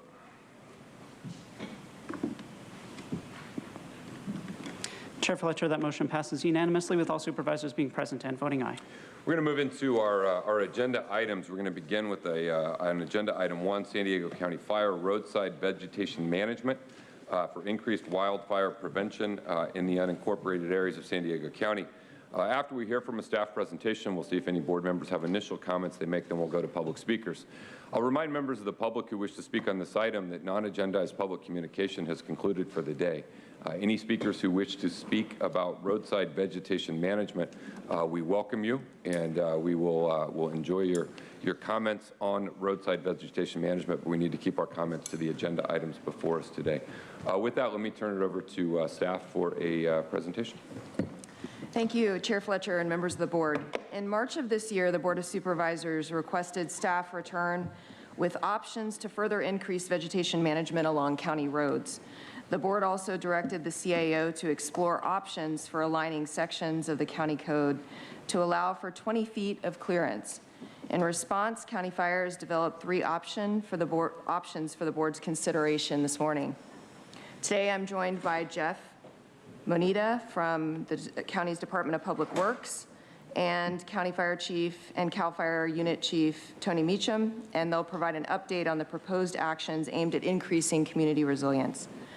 Completing roadside vegetation management projects decreases the likelihood of entrapment, loss of life, and loss of property for residents of San Diego County who live in wildfire-prone areas.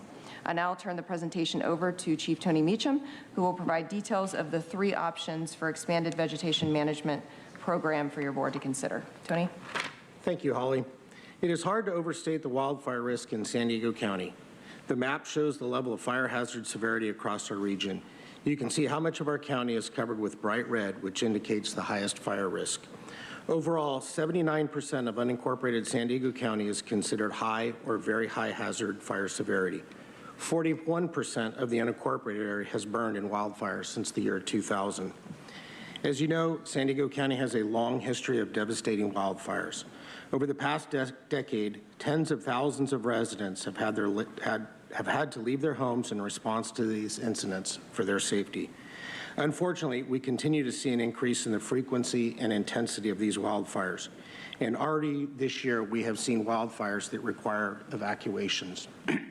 This year's wildfire outlook predicts an above normal level of activity through at least October. This is influenced by minimal rainfall and live fuel moistures being at historically low levels. Because of the risk presented in our county, we must always be ready to evacuate. This means focusing on the readiness of our nearly 2,000 miles of roadways. Many of our key evacuation corridors cross through the highest fire risk areas in our county. If not maintained, these roads could be overrun by fire because of vegetation. If this were to happen during evacuations, we could see life-threatening situations such as entrapments. As the scale and scope of wildfire continues to increase, it is even more important to prepare our roadways and our communities for wildfires. Our partners at the Department of Public Works have always put safety first, and over the last few years, County Fire and DPW have increased this focus. At this time, I'd like to turn the presentation over to Jeff Medina, Director of Public Works. Thank you, Chief Meacham. Based on board direction for County Fire to look at increasing vegetation management along county-maintained public roads for public safety reasons, the Department of Public Works will work with County Fire to reduce vegetation in areas of high and very high fire severity in the unincorporated communities. Public Works currently conducts a thorough environmental review before we perform any mowing and vegetation removal in new areas. In light of the board direction this year, Public Works has increased its ability to expand roadside mowing from 500 to 800 miles. The locations for vegetation management will be determined by County Fire. County Fire will identify this list of key evacuation routes, and then the Public Works Environmental Services Unit staff will conduct a thorough environmental review of those locations, including evaluating them for sensitive habitat. Public Works will identify sensitive habitat and species to be avoided, flag them in the field, and have biologists on site to monitor the work. I will now turn the presentation back to Chief Meacham. Thank you, Jeff. Since 2019, County Fire has completed numerous fuel projects throughout the county. We have treated more than 500 acres of fuel. We have also doubled the number of defensible space inspections, reducing the risk around homes. County Fire also works closely with our state partners at Caltrans. We collaborate in ways to increase vegetation management along state highways and serve as one of Caltrans District 11 fire prevention collaborative stakeholders. County Fire has also worked with nearly a dozen communities to incorporate evacuation planning into their community wildfire protection plans. These efforts have identified key evacuation corridors in these communities that could benefit from additional roadside vegetation management. These steps all are a part of our cohesive fire strategy. We take a holistic approach to preventing wildfire now to reduce the loss of property and lives later. To accomplish this mission, County Fire has developed 3 programmatic options for building a roadside vegetation management program. I will provide a summary of each of these options for your consideration. Each option would include an environmental review to address expanded clearing areas. The review consists of 3 phases. First is an initial review of roads proposed for vegetation management that identifies sensitive habitats and species to be avoided. 2, preparation of an environmental document that describes those roads, lists all avoidance measures, and makes environmental findings. And 3, biological monitoring work in sensitive areas identified in phase 1. Under option 1, County Fire will enhance our defensible space inspections program by adding a roadside vegetation management review during each visit to a property. This will help our residents to better prepare and protect from wildfires. Public Works will continue to maintain 800 miles of roadway each year, and County Fire will continue its collaboration with county departments, Caltrans, independent fire districts, and communities to identify and manage vegetation along key evacuation corridors. Under this option, we would add 1 full-time equivalent in County Fire and 1/2 full-time equivalent in Public Works and a contracted fire captain position in County Fire. Under option 2, County Fire will take a focused approach, selecting 4 existing communities on which to concentrate our efforts.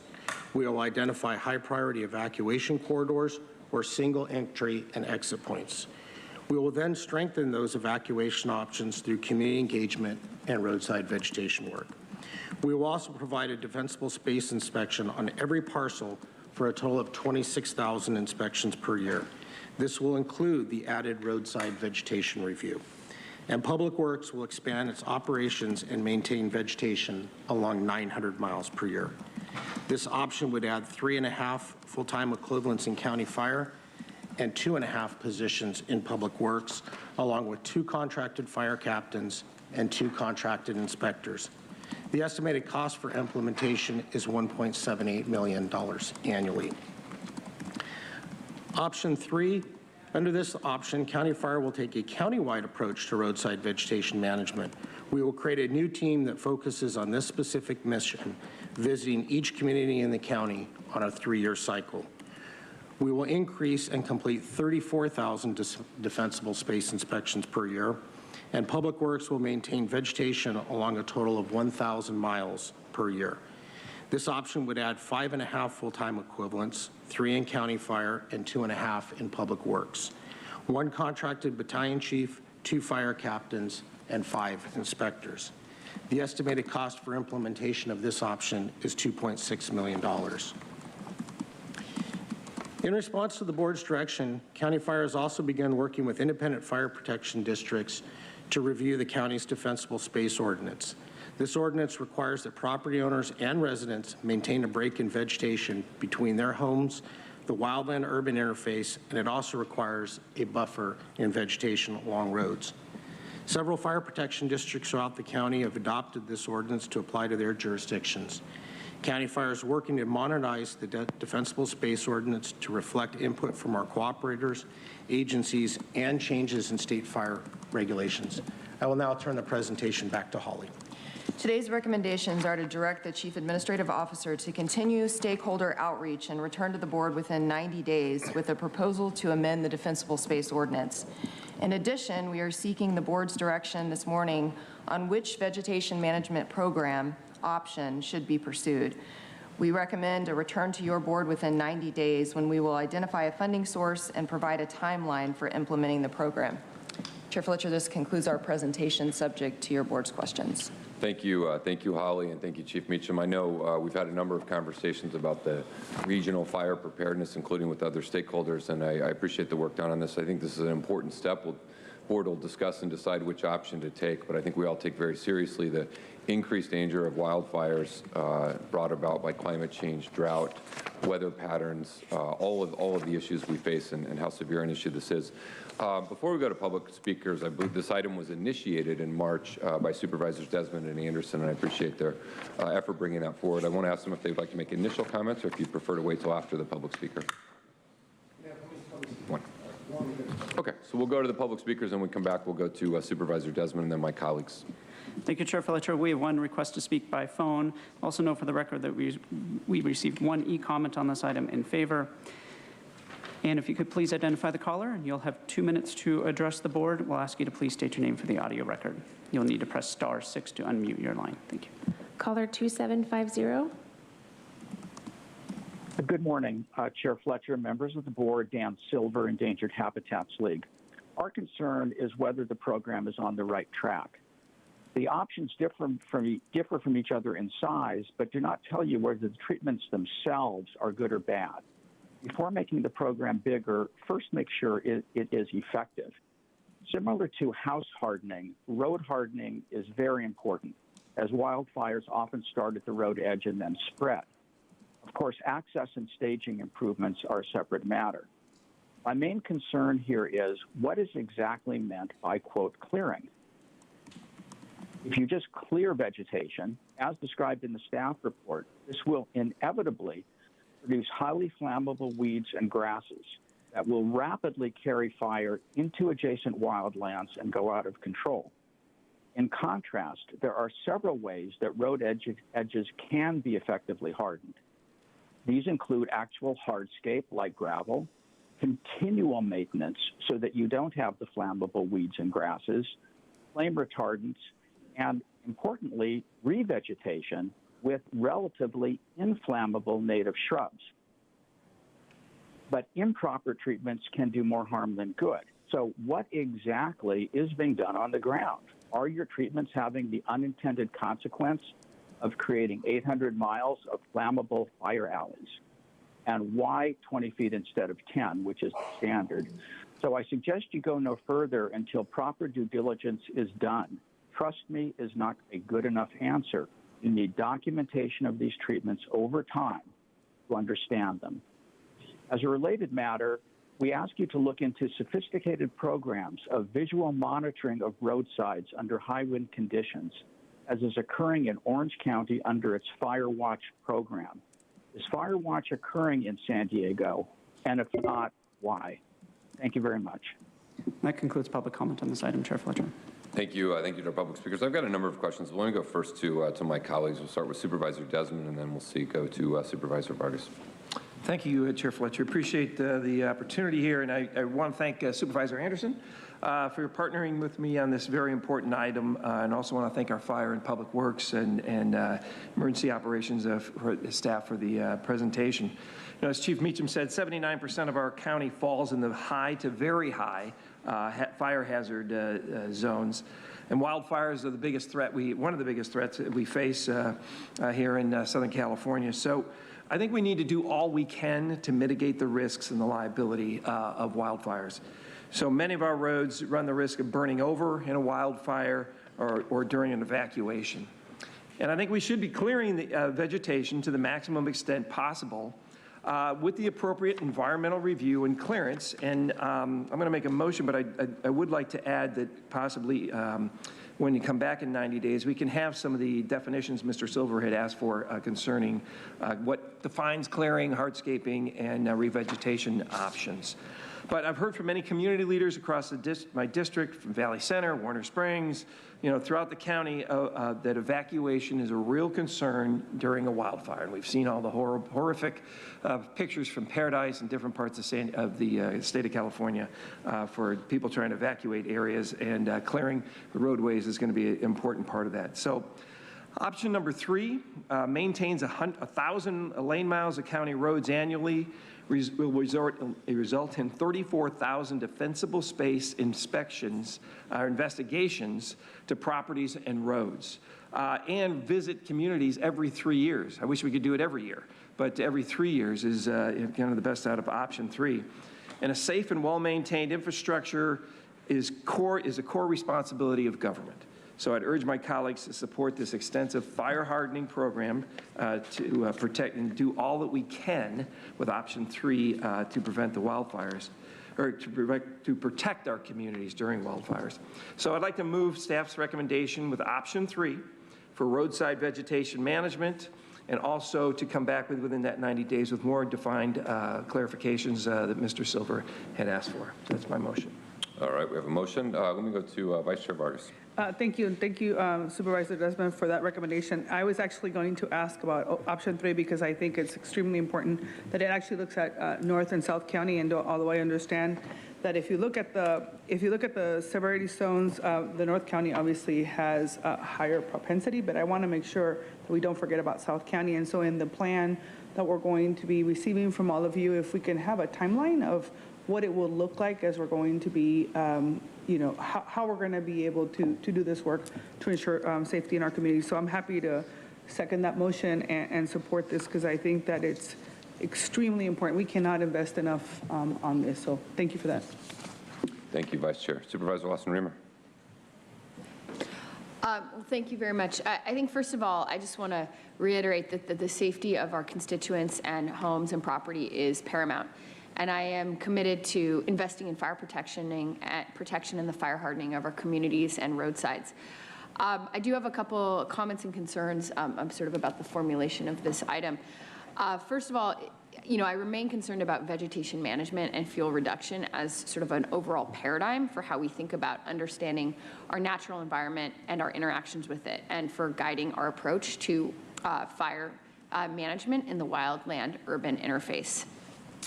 I think more broadly, we need to link our discussion of the need for these public investments in fire prevention and mitigation with our discussion regarding the future of residential growth in our region. The dangerous development patterns that we're now being asked to mitigate for, that we're asking our constituents to subsidize with general funds, are the products of decades of bad planning and prior boards that incentivize the wrong kind of growth, flight, disinvestment in our urban core, disinvesting in urban communities, sprawling dangerous growth in obviously manifestly high fire zones.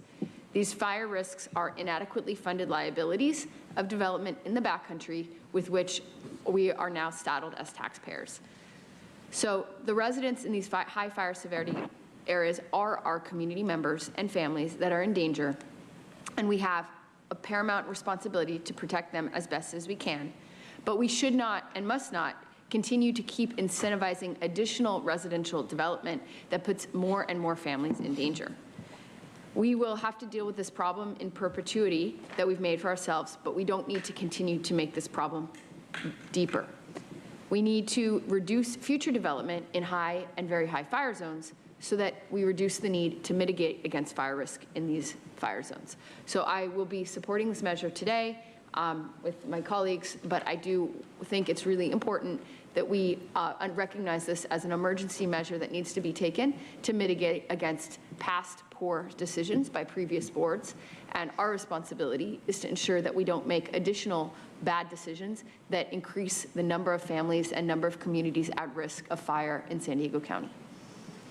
Thank you. Thank you, Supervisor Lawson-Remer. I appreciate Chief Meacham and Holly Porter, all of your work in bringing this forward. Obviously, vegetation management is a piece of a broader effort, and as a region, we've invested significantly to be prepared to meet the realities that we face today. But I think we have to always explore and ask what else we could do, what more we could do. How could we be better prepared? The Western U.S. in particular is seeing the real impacts of climate change with record-breaking heats and record-breaking numbers of fires triggered with drought and lightning strikes and everything of the sort.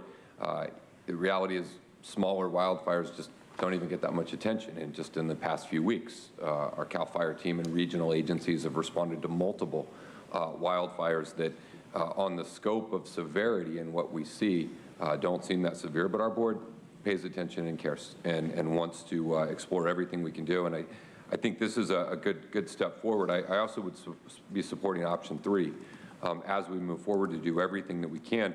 But we also want to take into account some of the concerns that have been raised and issues that have been done to make sure we are sharing, with the public today. And I've got a couple of just quick questions to get a little clarity for us that will guide us as we move forward in the 90 days. We know if we remove chaparral, it can often be replaced by non-native grasslands and weeds, which are also extremely flammable.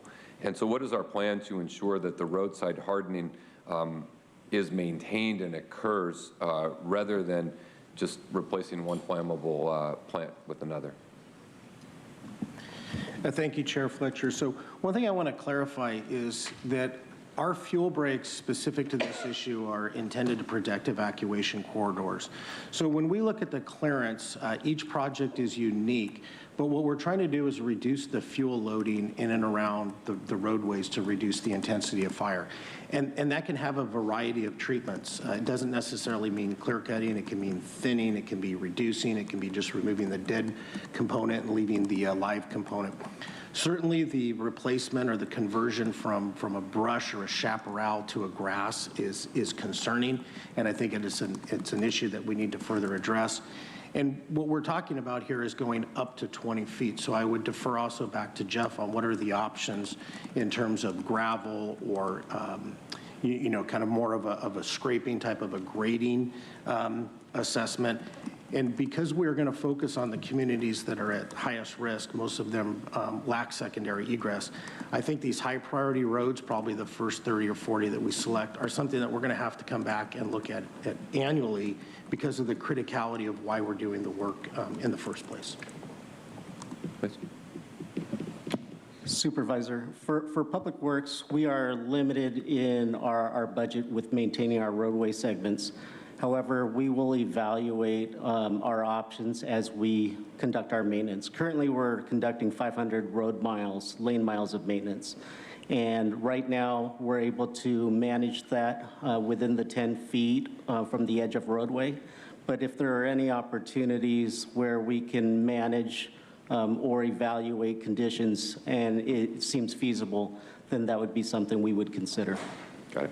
I think when we come back in 90 days, it'd be good, if we have a little more, just as you're working out the plans, clarity on the utilization of gravel, if we're going to do herbicides, frequency, just, being very transparent with kind of the overall approach, I think would be important. Chief, you mentioned something interesting, that this is designed to protect our evacuation routes. But how often do you see instances of ignition to roadside vegetation being the originating source? Obviously, the intent's to protect evacuation routes, but is that it seems like an issue that comes up. I just don't know the frequency. Supervisor, I don't have the exact figures in front of me. I can tell you approximately 90% of all fires are human caused, and of those in San Diego, vehicles are a significant cause of fires, and when we'll come back to you with that information. Yeah. And there's multiple ways that we can treat. We're talking again today about evacuations, but what goes hand in hand with that is also reducing the risk of ignitions. We have worked on alternate treatments of fire retardants and gels. We want to fully understand the environmental impacts. We did a test project both with DPW and Caltrans last year. So I think there's further things we need to look at and focus on, not just protecting the evacuation corridors, but also focusing on the ignition data and what we can do along those kind of high-risk areas where we do see ignitions from vehicles. Yeah, it just seems like it's a dual purpose, right? We're both protecting the evacuation routes, but some number of wildfires seem to originate from the kind of vehicle, grassland, roadside type situations. I think it can do both. So, good. Well, I'm pleased to support this item. Appreciate the work. Excited to see it come back. We've got a motion by Supervisor Desmond. Let me go to Supervisor Anderson before we clarify our motion and vote. Supervisor Anderson. First of all, I want to thank Supervisor Desmond for his leadership on this. I've lived in my home for the 30 years. I bought it, and within the first 2 months, I had to evacuate. That was the first time I evacuated 33 years ago. We have these come up all the time. Yes, cars are partially the problem, but we've also had natural lightning strikes that's created huge fires. And I think one of the things that is challenging is that we have rolling brush.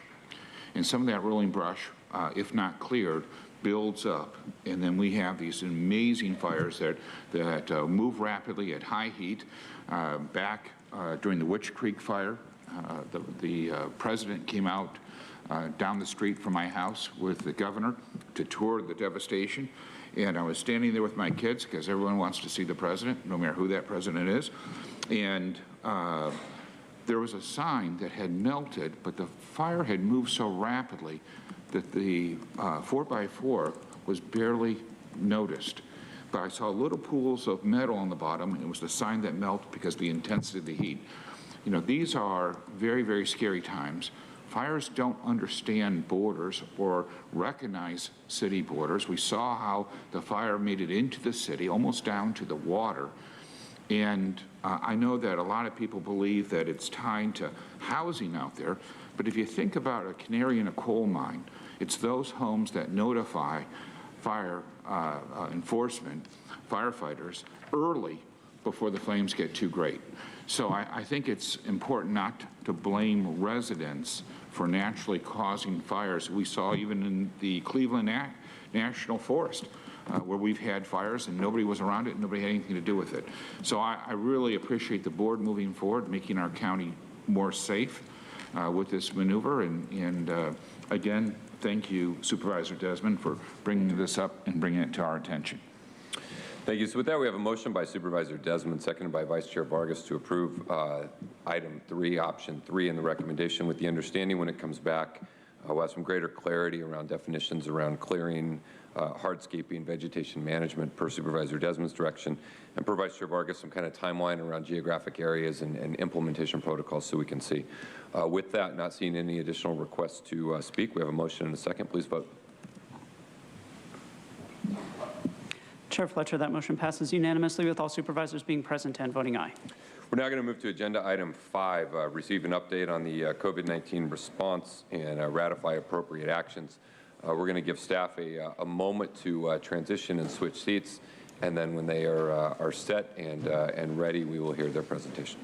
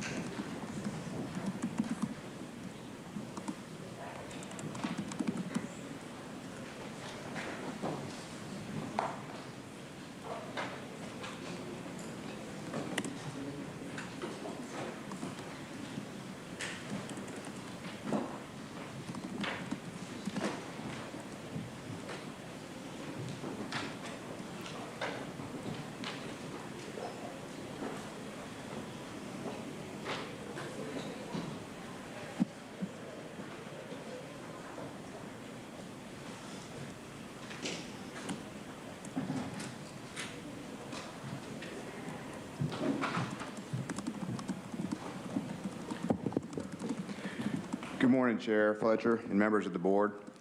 Today's presentation will feature our Public Health Officer, Dr. Wilma Wooten, who will provide a public health update.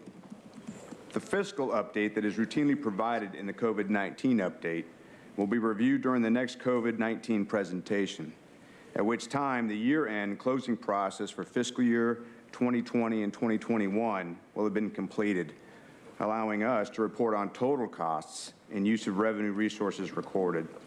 Now please welcome Dr. Wilma Wooten. Thank you, Gary. Good morning, Chair Fletcher and members of the board. This slide is presented to show the number of new cases reported by date of report over the past few months. 1 week after the state ended the blueprint for a safer economy and lifted most restrictions, cases began to increase in late June, as indicated here.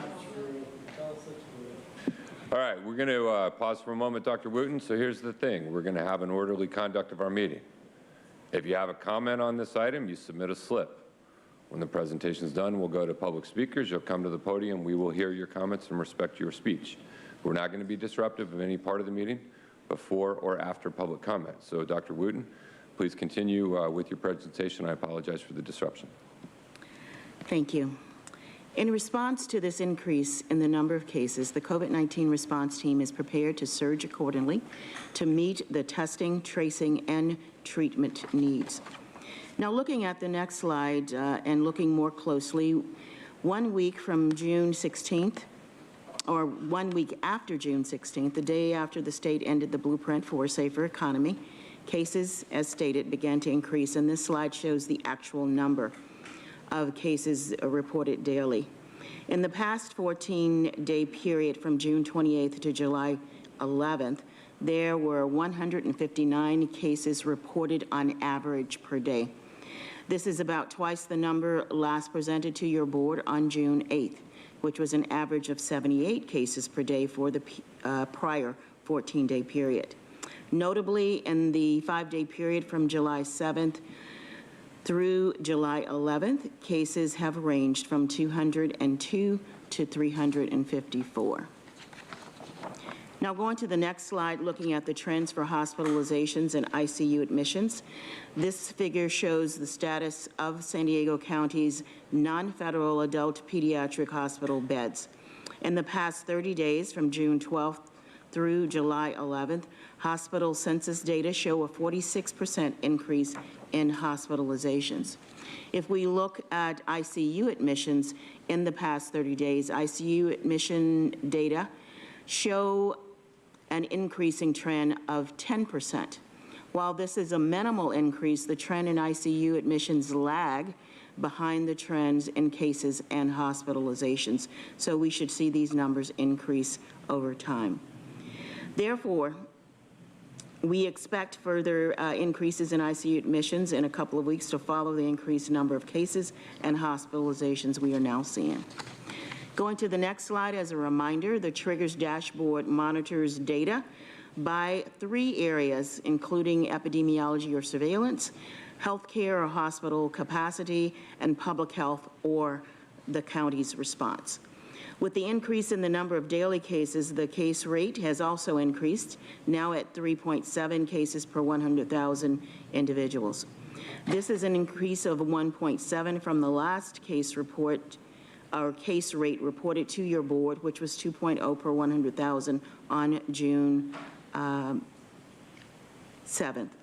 Another trigger, community outbreaks, has recently been near the threshold. Last week on July 7th, the number of community outbreaks exceeded the threshold with 9 outbreaks reported in the preceding 7-day period.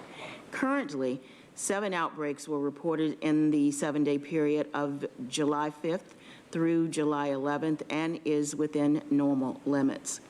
At the last report to your board, all 13 triggers were above the threshold for each metric being green and normal. The detection of COVID-19 variants continues to be a national concern and a public health threat, and these variants are being monitored in San Diego County closely. With more than 13,000 whole genome sequencings being completed, San Diego County is currently one of the top counties in the nation conducting whole genome sequencing. Our county has sequenced the most specimens in California, with Santa Clara County being second, sequencing 4,500 specimens. Since it takes about 2 to 3 weeks to obtain sequencing results, the information presented does not include variant status of cases from the last few weeks. We are also unable to calculate proportions of cases with this data because we do not sequence samples from all cases. Despite the limitations, we can still get an idea of the variants circulating in the county. Currently, 10 variants have been found in San Diego County. 4 are variants of concern designated by the CDC, and 6 are now categorized as variants of interest. Of particular national interest is B16172, or the Delta variant. To date, 107 confirmed cases of the Delta variant have been reported.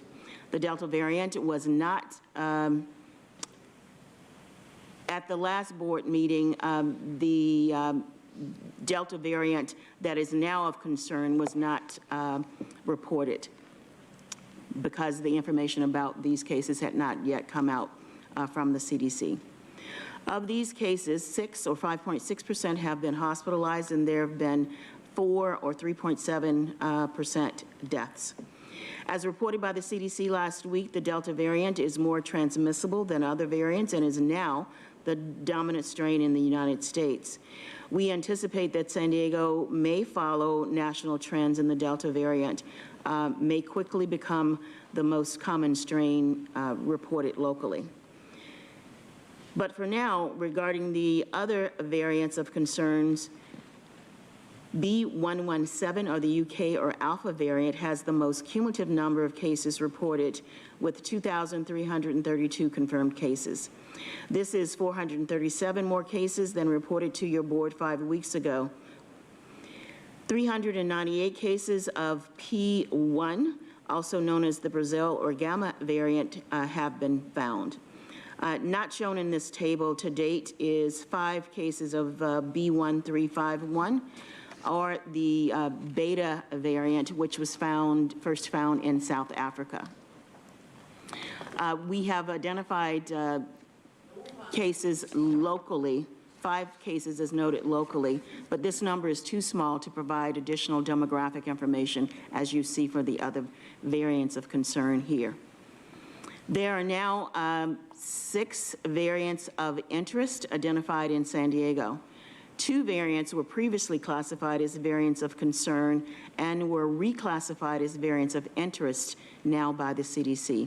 These are the 2 West Coast variants, B1427 and B1429, and the remaining 4 variants of interest can be found on the county's website.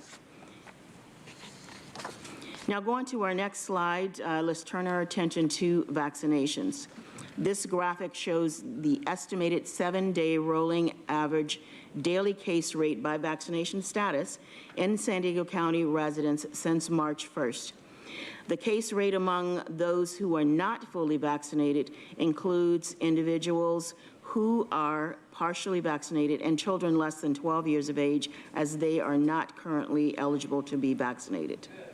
For comparison, the case rate for all county residents is also shown on the graphic, designated by the blue dotted line, and is currently 3.7 cases per 100,000 after a 7-day lag. Since March 1st, the case rate among those residents not fully vaccinated is much higher than the rate among fully vaccinated residents. As stated earlier, since late June, the COVID-19 case rate has increased overall, and especially among those who, again, are not fully vaccinated. In comparison, there have been about 1 case per 100,000 people in those who are fully vaccinated. Looking at a single point in time, on July 3rd, the case rate was 0.2 times higher among residents who were not fully vaccinated, or 6.4 cases per 100,000 individuals, compared to those who were fully vaccinated at 1 case per 100,000 population. Going to the next slide, since January 1st, there have been 107,863 total confirmed cases of individuals with post-vaccination infections. The vast majority of these individuals, or 98.9%, were not fully vaccinated. Similarly, 99.7% of hospitalizations and deaths occurred among individuals, again, who were not fully vaccinated. In contrast, about 1% of cases and less than 0.5% of hospitalizations and deaths were among those who were fully vaccinated. The 1,148 post-vaccination infections in this group represents about 0.6% of the 1.9 million San Diegans fully vaccinated. With about 79% of San Diego County residents vaccinated with at least 1 dose and 68 fully vaccinated, San Diego County vaccination ecosystem has done a great job to administer this life-saving vaccine. As is evident, vaccinations are an important tool in ending this pandemic, and we encourage all San Diegans to get vaccinated, and if you've already had your first dose, to get your second vaccination. In the next slide, in examining the vaccination ecosystem, this map shows over 400 vaccination sites throughout San Diego County. Additionally, we encourage organizations to request to host a COVID-19 vaccination event, which will be facilitated by our local community partners. As shown on the right, you can do this by going to our county's website at www.coronavirus-sd.com. Now, on the next slide, the county has worked with community partners to conduct outreach to vulnerable communities and populations. Since August of last year, community health worker contractor organizations have provided outreach to 4 communities of focus: the Latinx population, African American population, Asian and Pacific Islanders, and the refugee and immigrant populations. We recently added contractors focused on the 6 HHSA regions to ensure that the county is geographically covered, along with focus on those communities that have been most affected. Over the past year, 350,000 people have been reached through focused outreach efforts, including phone, virtual, and face-to-face efforts, by 190 community health workers who speak a combined 26 languages. 13 million people were reached through universal outreach, including billboards, social media, and large-scale outreach. Lastly, listening to the voice of the community has been essential. Through our research partner, FM3 Research, the county conducted a second vaccine confidence survey from June 13th through June 24th. The sample size was representative of San Diego County's diverse populations, and nearly 4,300 individuals responded to the survey. Those who live in low vaccination areas were oversampled to ensure that results captured ample feedback. About 40% of unvaccinated respondents were very or somewhat likely to get the vaccine, and 54% were very or somewhat unlikely to get the vaccine. The survey results identified 3 focus areas for people who were not fully vaccinated. Focus area 1 are those who will still need the second dose of the COVID-19 vaccine, and said they are highly likely to do so with follow-up. Focus area number 2 are those who still have some hesitancy towards the vaccine because they do not have enough information and are likely to get vaccinated after consultation with a trusted messenger, typically a nurse or physician. And lastly, the focus area number 3, those who do not currently plan to get vaccinated, more from an ideologic perspective rather than a matter of information or access. So the county and community partners are taking action based on these survey findings. We are tailoring messaging, creating tools, and continuing efforts to increase access to information in low vaccination areas and among all 3 of the populations identified by the survey. We encourage all eligible San Diegans to become vaccinated and get the second dose if that is still needed. Now please welcome Gary Johnston back to the mic. Thank you, Dr. Wooten. In addition to receiving this update, we recommend the board take the following actions with respect to this item. Ratify all actions taken in response to the local health emergency and local emergency, including the contract for community health worker services with the entities listed in Attachment A. Authorize the acceptance of $4.5 million in funding from the state through the California Government Operations Agency to continue the implementation and expansion of the community health worker model to provide COVID-19 vaccination assistance, communication, outreach, and resource navigation services. Take any other actions necessary to address the COVID-19 pandemic emergency response. Subject to your questions, this concludes the presentation. Thank you. Thank you, Dr. Wooten. Thank you, Gary, for that. We're going to go to our public speakers here. We will, clerk will call forward the speakers on this item. A reminder on group presentations, the entire group is afforded 10 minutes to make a presentation. 3 members, a minimum of 3 members of your group may speak, but that is the total time for the entire group. And a minimum of 3 individuals as a part of that group must speak as a part of the group presentation. At this, I'll turn it over to the clerk for public comment, and then we'll come back for board discussion. Thank you, Chair Fletcher. We have 16 requests to speak and 1 group presentation. 9 of those are by phone, 7 of those are in person, and then we have the group presentation. Any members of the public that requested to speak by phone, please dial into the conference line now using the instructions that were provided to you.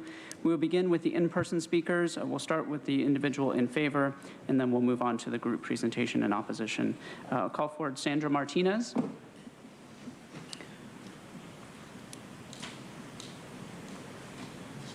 While we're waiting for Sandra to enter the chamber, the group presentation that will follow this individual speaker will include Sean Fredrickson, Audra Morgan, and Danielle Salinas.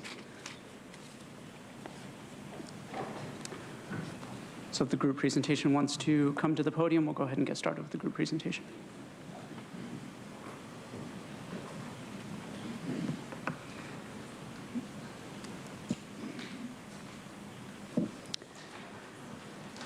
And again, you'll have 10 minutes to address the board, and all individuals in your group must provide testimony during that 10 minutes, and you can self-regulate your time using the timer on the podium. All right. Each caller, ask each speaker to please state your name for the audio record. Audra Morgan. Sean Fredrickson. Danielle Salinas. Dr. Jane Ruby explains how the shots are genocide through mass poisoning. The Pfizer vaccines have been discovered to contain 99.99103% graphene. Do you know what graphene is? You should look into it because this is what's going on. And graphene oxide was at 747 nanograms, while mRNA was at 6 nanograms in the vials.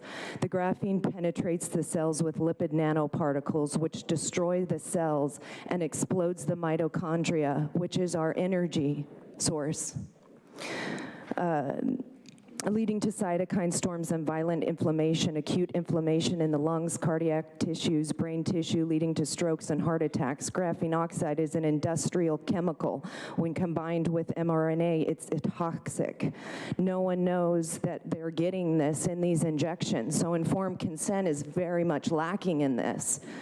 You guys are promoting this, spending $4.5 million to continue these vaccination efforts, and people don't want them. But even if they do, they don't know what's in them because you're not telling them. That's genocide. I mean, that's why Nuremberg trials are coming, because you guys act like you want to put this out, but you don't even know what's in it yourself. You have no idea.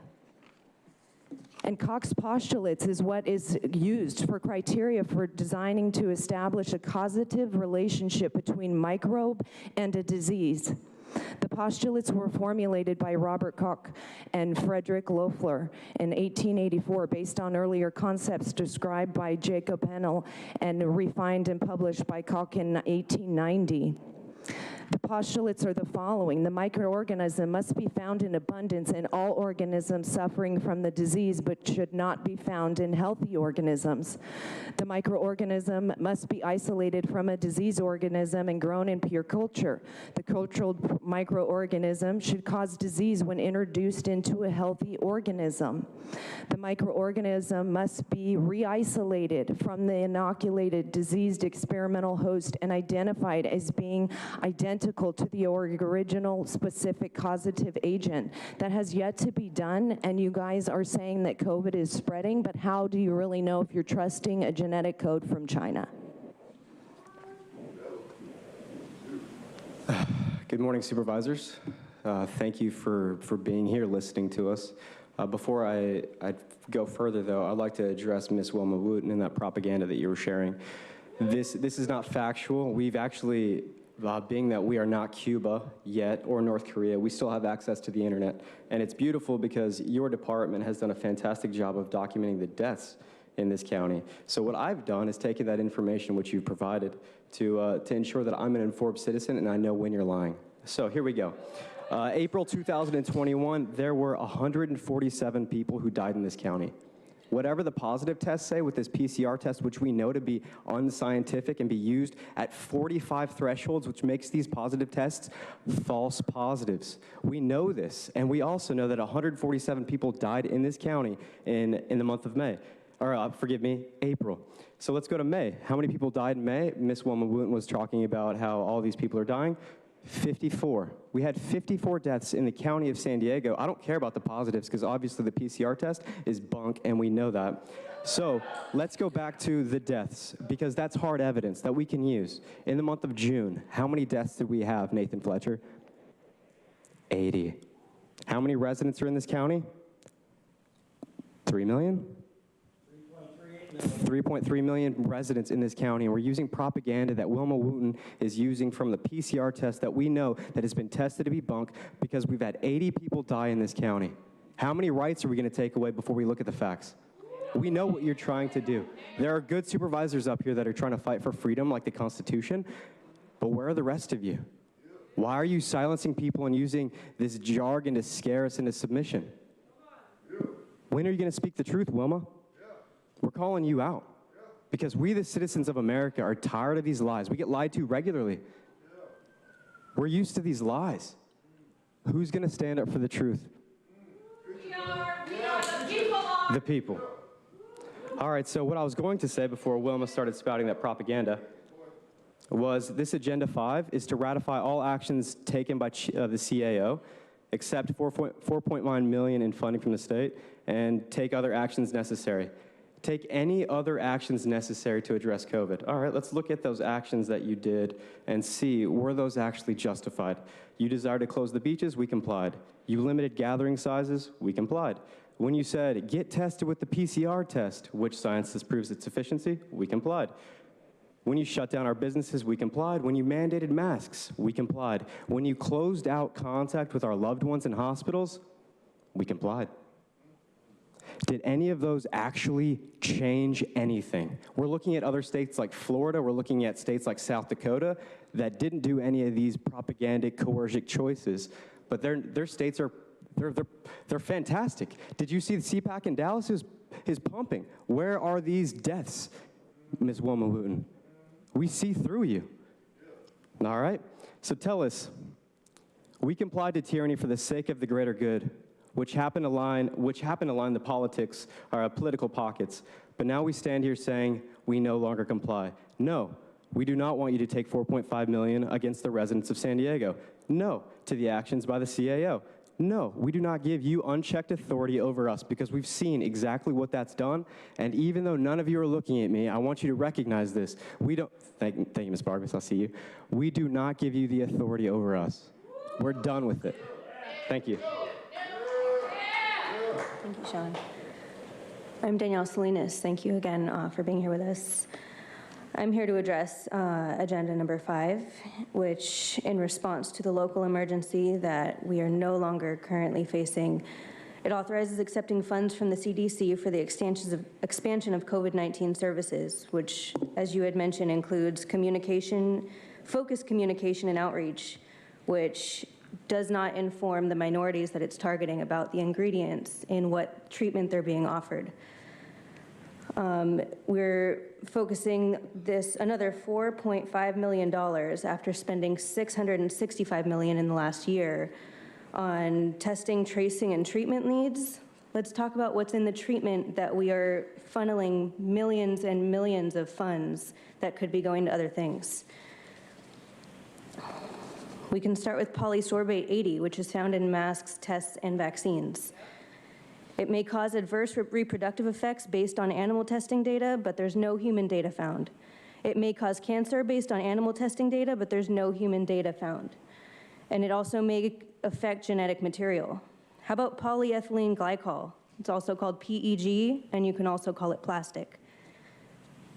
It's a thick, sticky form of plastic, and it's used in both the Moderna and the Pfizer vaccines, and it's a prime suspect in the severe allergic reactions that some people have suffered after getting their shots.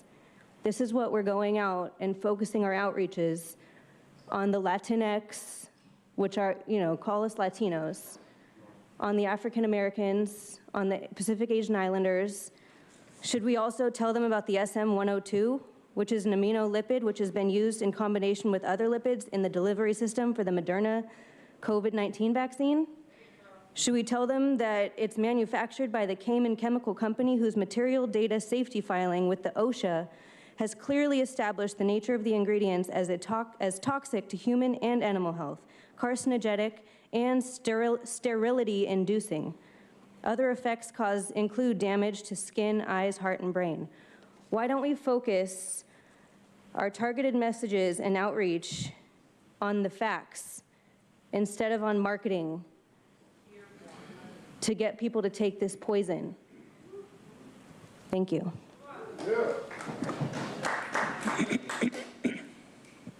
So vaccines are made to stay in your arm normally, but with this new technology unleashed, it actually goes throughout your entire system. So it doesn't just stay in your arm, and it's a spike protein that is going into every single cell in your body. And I don't know who up there has taken it, but this is also a concern for you, because do you know what's in it? Are you not concerned? I mean, it's experimental, and we're trying to get people to get it, but how do you know it's safe if it's still being checked to be safe? And there are other alternatives, other medications that are being hidden from the people and said that they don't work. I mean, even just our natural immune system, why are people getting vaccinated who have already got COVID? I mean, you're gonna kill them with the shot, asking them to get it. Please, look into it. Thank you.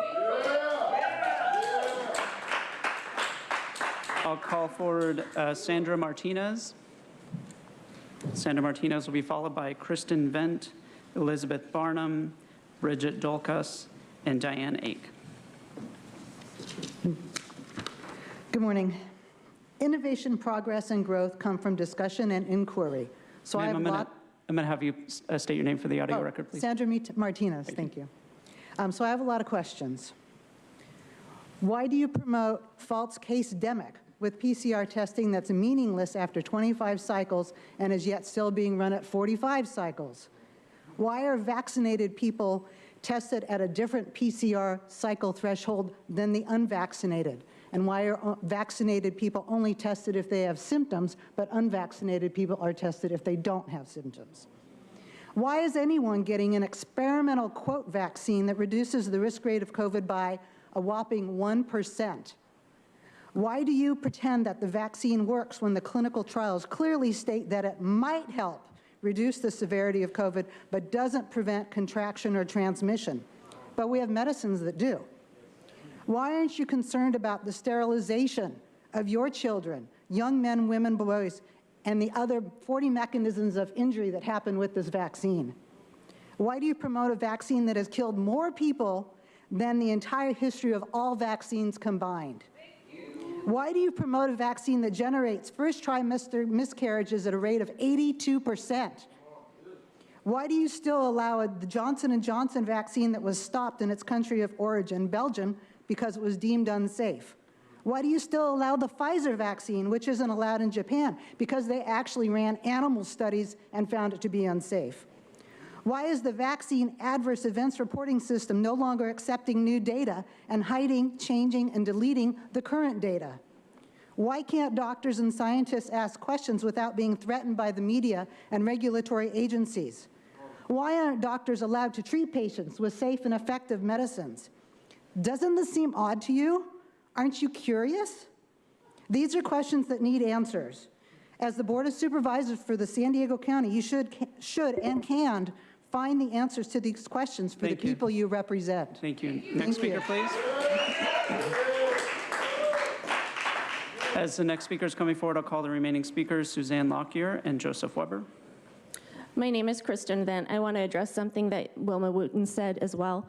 Oversampling population is the exact same thing as padding the numbers to make them say what you want them to say. It is not a representation of the truth. And we the people demand the truth. Now for my planned comments.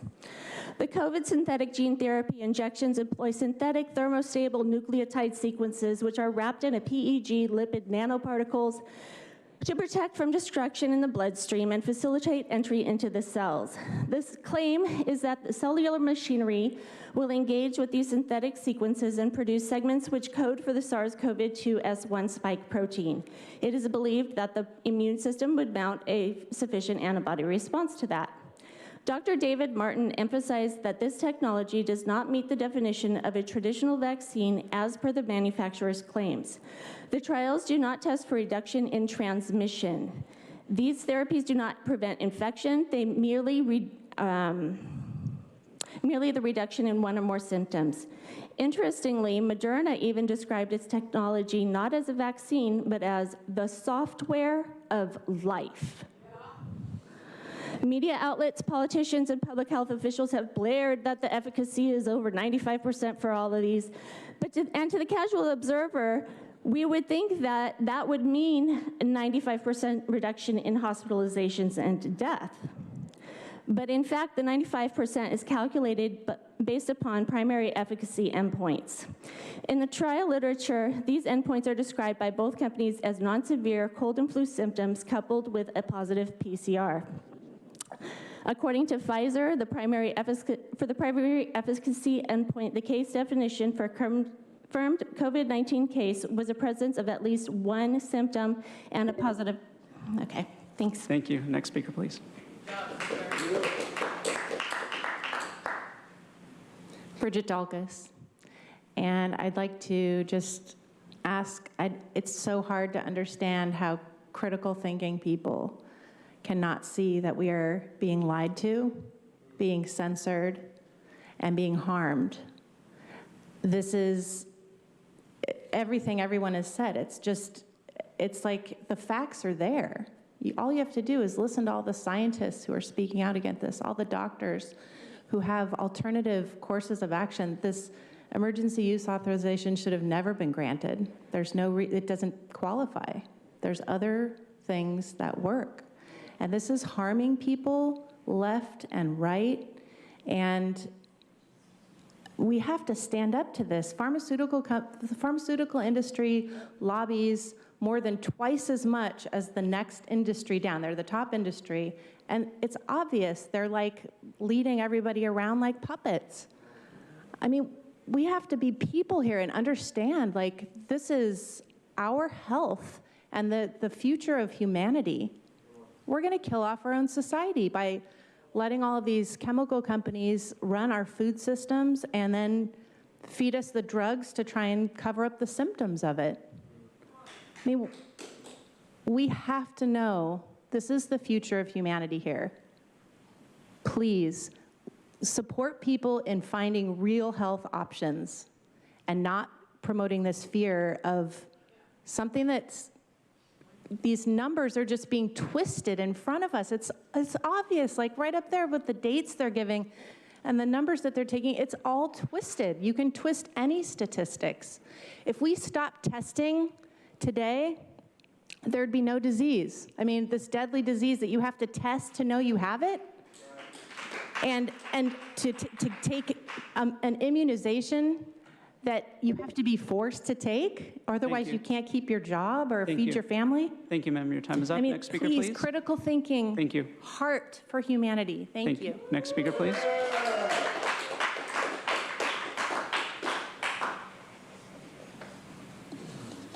Oh, well, let's see how we do this. My name is Joseph Weber, Ramona, California.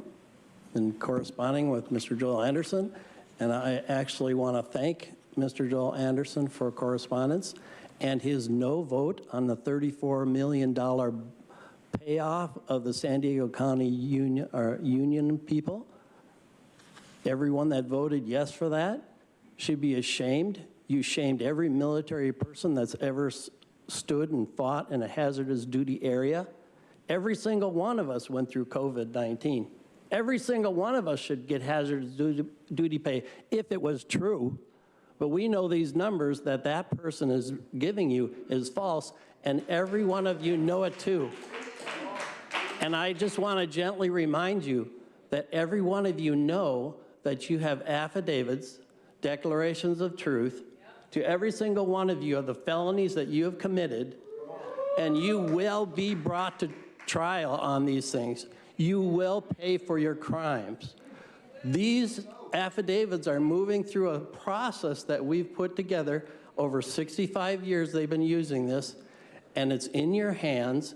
And the first sets of affidavits are now on Sheriff William Gore's desk. And as a constitutionally elected sheriff, he has the right now to come and arrest every single one of you on those felony charges. None of you rebutted them. Your acquisition of silence is your admission of guilt. And it's legal in the court in the United States of America. And right now, Deputy, since you know they are on the sheriff's desk, you have the permission of we the people to arrest these criminals and take them to jail and make them pay for their crime. If you don't, then you are complicit with the crime. Thank you, sir. I'll do a final call for Elizabeth Barnum, Diane Ake, Suzanne Lockyer. Seeing no movement in the chamber, we will now hear from those that requested to speak by phone. We'll be calling speakers by the last 4 digits of their phone number. You'll hear a notification that your call has been unmuted. You will then need to press *6 to unmute your phone. We'll ask you to please state your name for the audio record, and I'll remind the callers that they should mute their TV or live video stream before they begin speaking. And if you could please identify the first caller. Our first speaker is 4978. 4978, please press *6 to unmute. Good morning. My name's Richard Golden. We need more than just vaccines to get through this pandemic, although the vaccines are a good tool. I do wish the Trump administration did not rush these vaccines EUAs. We need all available local government programs to eliminate this dangerous virus. We cannot afford to just ignore the virus and let it rip through schools, then back into the community. It also is very dangerous for children. To prove the dangers, all you need to do is surveillance testing and examine the lungs, heart, and other organs of so-called mildly symptomatic individuals. Doctors can see that damage, although sometimes you can't feel it. Schools should have indoor mask mandates. The first 6 weeks should be 3 days on, 4 days off, and there should be surveillance testing Tuesday, Wednesdays, and Thursdays for preventing the spread and proving the effects on children. They already know all about this in the UK because they did surveillance testing. It is wrong to mix survivability numbers with someone who is fully recovered.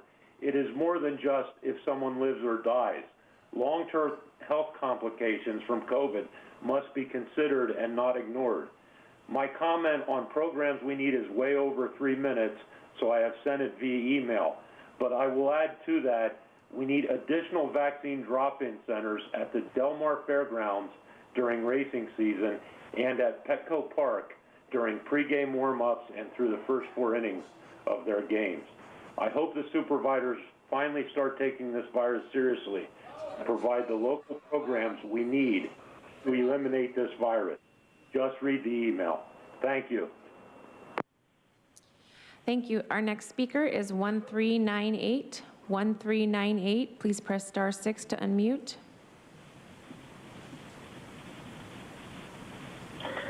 Buenos días.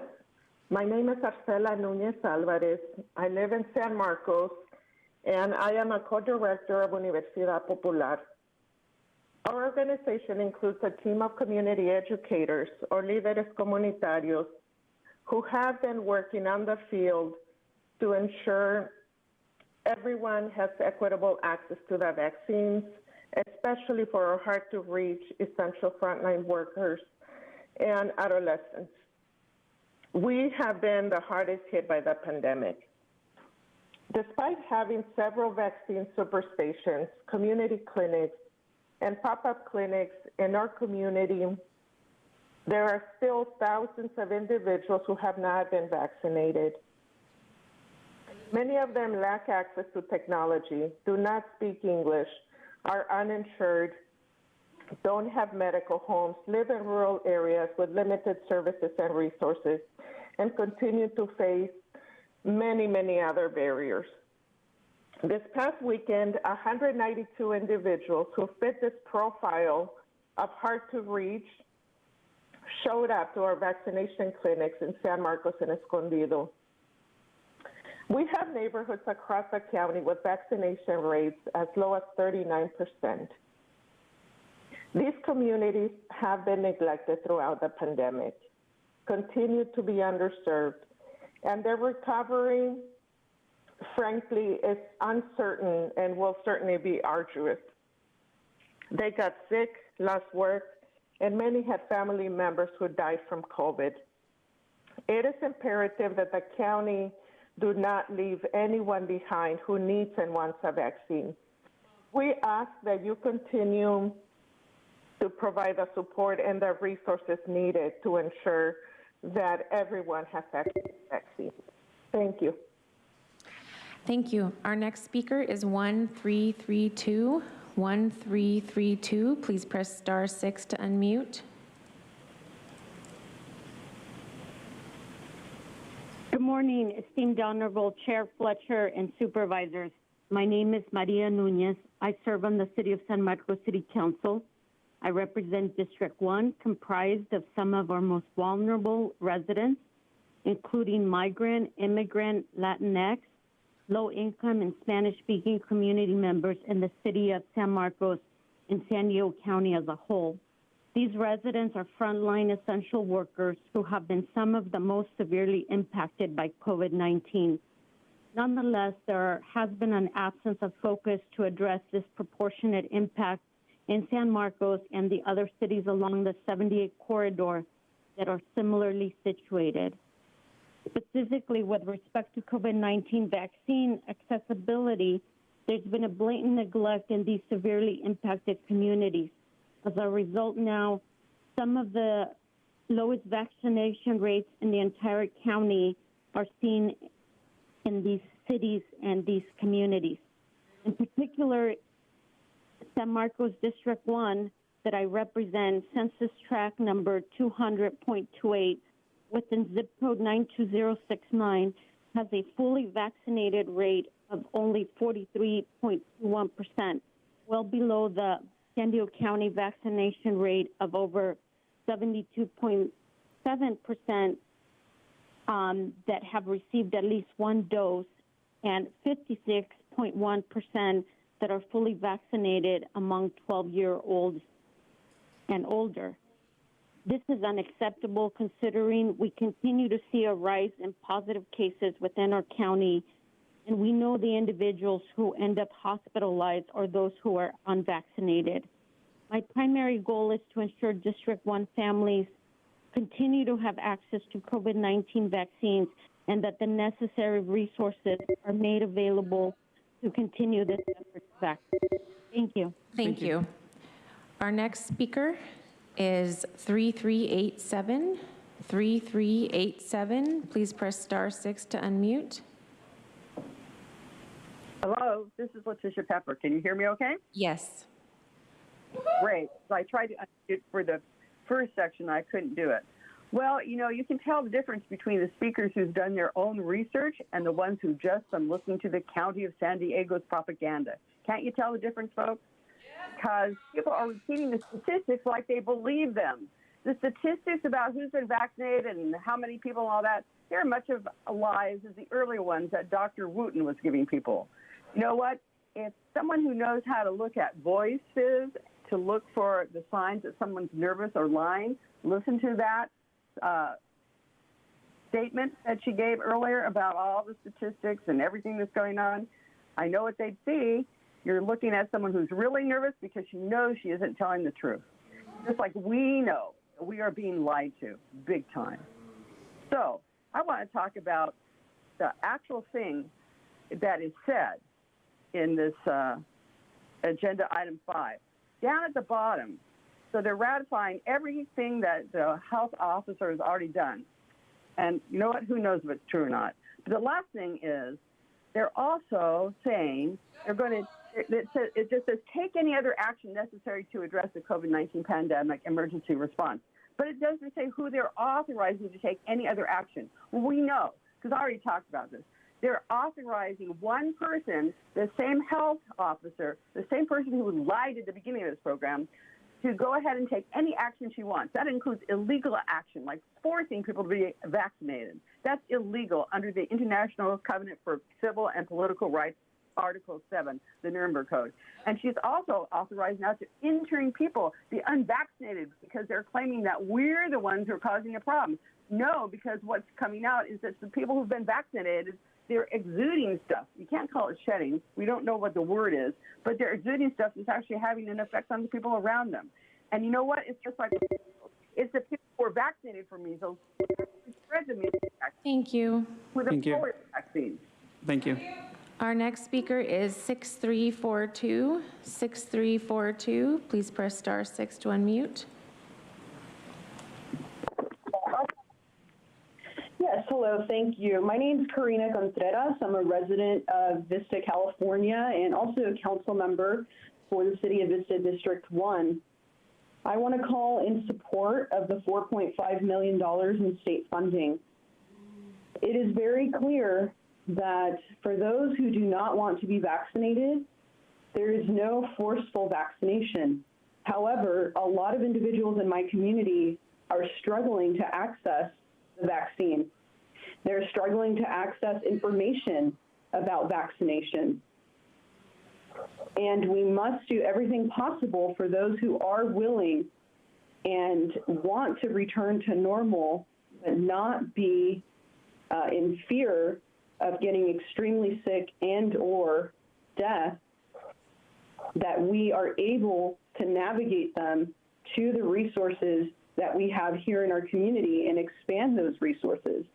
Because for those who are willing to vaccinate, we can get to a threshold that allows us to go back to normal. I myself am vaccinated. I have both shots of the Pfizer vaccine. I'm doing just fine. In fact, I've been able to return to my job of public service where I'm amongst the people discussing the everyday needs in our community. My entire family has been vaccinated. There have been no side effects.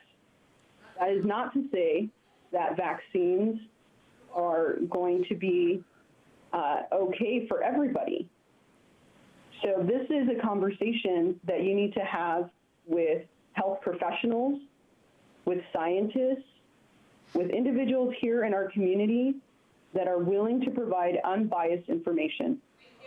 I strongly support the $4.5 million in state funding. We need an effective strategy with trusted messengers. Thank you. Thank you. We're going to take a brief second before the next caller. Ma'am, your repeated outbursts in the middle of other speakers is disruptive to the conduct of this meeting, and we're asking you to please stop. Okay. Thank you. Continue with public comment. Our next speaker is 4974. 4974. Please press *6 to unmute. 4974. Hi, this is Michelle Krug again, and I couldn't agree more with the previous speaker. I really appreciate the extra influx of money coming in for vaccinations. I hope that the Health and Human Services Department will be able to get some training in ableism and in cultural sensitivity to help be better ambassadors to getting those out. I also wanted to speak again with COVID about the Great Plates program. That has been a major lifesaver for so many seniors in our community. It sounds like it did actually end last Friday. Again, Aging and Independent Services, I was on the program, did not give my provider a list of people that, like myself, who wouldn't know from a piece of paper that it was ending. They did leave a piece of paper on Monday. The program ended apparently on Friday, but I never got a phone call. So I would also ask that Aging and Independent Services be aware that if you got blind people, they need to pass that information on so that we have some kind of a preparation. I did speak with my supervisor. She was under the impression it was being re-upped. I would love that if that is the case, because I do know the county put in supplemental money to what came from the state and from FEMA. But it really was an amazing program and really did make a difference. So thank you very much. Thank you. Our next speaker is 3058. 3058. If you'd like to speak on this matter, please press *6 to unmute. Hi, my name is Rob Howard. I'm an Oceanside resident, and I want to thank the chair and the board for their support of literally trying to work on this issue, and I want to thank Dr. Wooten. While many people will often say, I'm speaking for the people, I want to say I'm going to speak for me and my experience because no one else can speak for me and my experience. A couple of points I want to point to. While I support the funding, what I want us to think about is the ability to have that funding to penetrate. As a veteran and 30-plus year nuclear operator, oftentimes we had to train and understand that tragedies can be slow-moving. And so you have to put in the specific types of individuals with the knowledge and expertise to address that issue. And that's why the previous speaker who spoke from Universidad Popular, they're a nonprofit organization that is actually on the ground. I have gotten both of my Pfizer shots. My family have our shots, and we're doing well. So what I want us to think about is how can we better penetrate those communities where maybe the Board of Supervisors staff doesn't have the cultural competence to know how to penetrate because they're busy, they're doing what they can. However, we have ambassadors on the ground. I have volunteered with them. I was in Escondido at the swap meet on Sunday, and I saw how people were able to go to them before they went to the city, to the county staff. So I am asking you to consider making sure organizations like Universidad Popular, who are on the ground and can penetrate those census tracts where, yes, an area may have a 75% penetration. However, what's happening on the ground in those individual tracts? So I am Thank you. Thank you. Thank you, and that concludes public comment on this item. Also note for the record that we received 2 e-comments, 1 in favor and 1 in opposition. Thank you to all of our callers. We'll now go to the board members. I'll start with Supervisor Vice Chair Vargas. Thank you, Chair Fletcher, and thank you for the thorough presentation. Now that we've moved beyond the blueprint as a county, I think it's critical that we continue to properly respond to the pandemic by continuing to use data to guide our decisions and ensure that there continues to be access to vaccines. I'm very proud of our county for the fact that we've vaccinated 90.1% of the county's goal population. While our overall numbers are very positive, the truth is that there are some populations, such as the African American community, that have lower vaccination rates compared to other groups. Of the eligible African American population in the county, only 39% has been vaccinated, representing the lowest of any other group. And as we continue our vaccine efforts, it's critical that we continue to engage with our trusted community partners to help us reach this population and identify any barriers that are impeding and or discouraging them from getting vaccinated. With that said, I'm really glad to see that one of the request actions today is the authorization of 2 contracts to support COVID-19 response efforts in the North Inland and North Central regions of the county, and that there's contracts that we're going to be providing outreach vaccination assistance as well as support other COVID-19 efforts using community health workers. We know Promotora's work, so I'm excited about that. I think these contracts are very timely because recently it was brought to my attention, particularly, and we've heard from some of the folks today, there are challenges with access to the vaccines in North County for the Latino community, Latino population. And when looking at the number of vaccinated individuals in this area of the county, Latinos are among the lowest vaccinated. And so I would like to ask via the CAO for our county staff to advise on what are the current interventions that are taking place specifically to increase the number of Latinos vaccinated along the 78th corridor area. Overall, thank you again for the work. And with that, I'm happy to support the requested recommendations today. So I'll make a motion to support the request. Thank you. We have a motion to approve. We'll go to Supervisor Lawson-Remer. Happy to second that motion. First of all, thank you for this update. And I don't want to kind of reiterate what my colleagues have shared. I do just want to have a comment on a few things. First is one of our callers did mention the pockets in our region where vaccination rates are not as high as they should be, such as in Escondido in my district, and really hope that we can continue to prioritize that work, which has been slow going, unfortunately, and remains a high priority. I do want to ask a question for staff regarding contingency plans. I know that some countries are beginning to recommend a boost shot for immunocompromised individuals, and there's also ongoing discussion about how long immunity lasts. So if we did need to re-implement or expand our vaccination program, reinstituting an operation larger than what we have currently, but not as large as at the peak of the infections, what is the plan on that regard? And just helpful to better understand that, thinking ahead about the Delta variant and booster shots. Thank you for that question, Supervisor. We would still utilize the strategies and the resources that we utilized with advancing vaccinations if we need to, again, turn around and administer boosters. But to date, the CDC is saying or sharing that as of today, there is no need for a booster. But obviously that could change with increasing cases and discovery of new variants over time. So we are constantly monitoring the updates from CDC, but at this point in time today, CDC is not recommending a booster. But it doesn't preclude the fact to prepare for that, and that's something that would be done through manufacturers taking in the science, and also if there are new variants that they should be testing the vaccines on that are not in the current vaccines. But so far, the vaccines available cover the variants that are out there. Supervisor Desmond. Thank you, Chair, and thank you for the presentations today. It's all good information. I would like to ask, I think there was slide number 9 that we had up there. There was some concern from the public, and also I had heard some concern as well from the case of vaccination status in San Diego County residents since January 1st, 2021.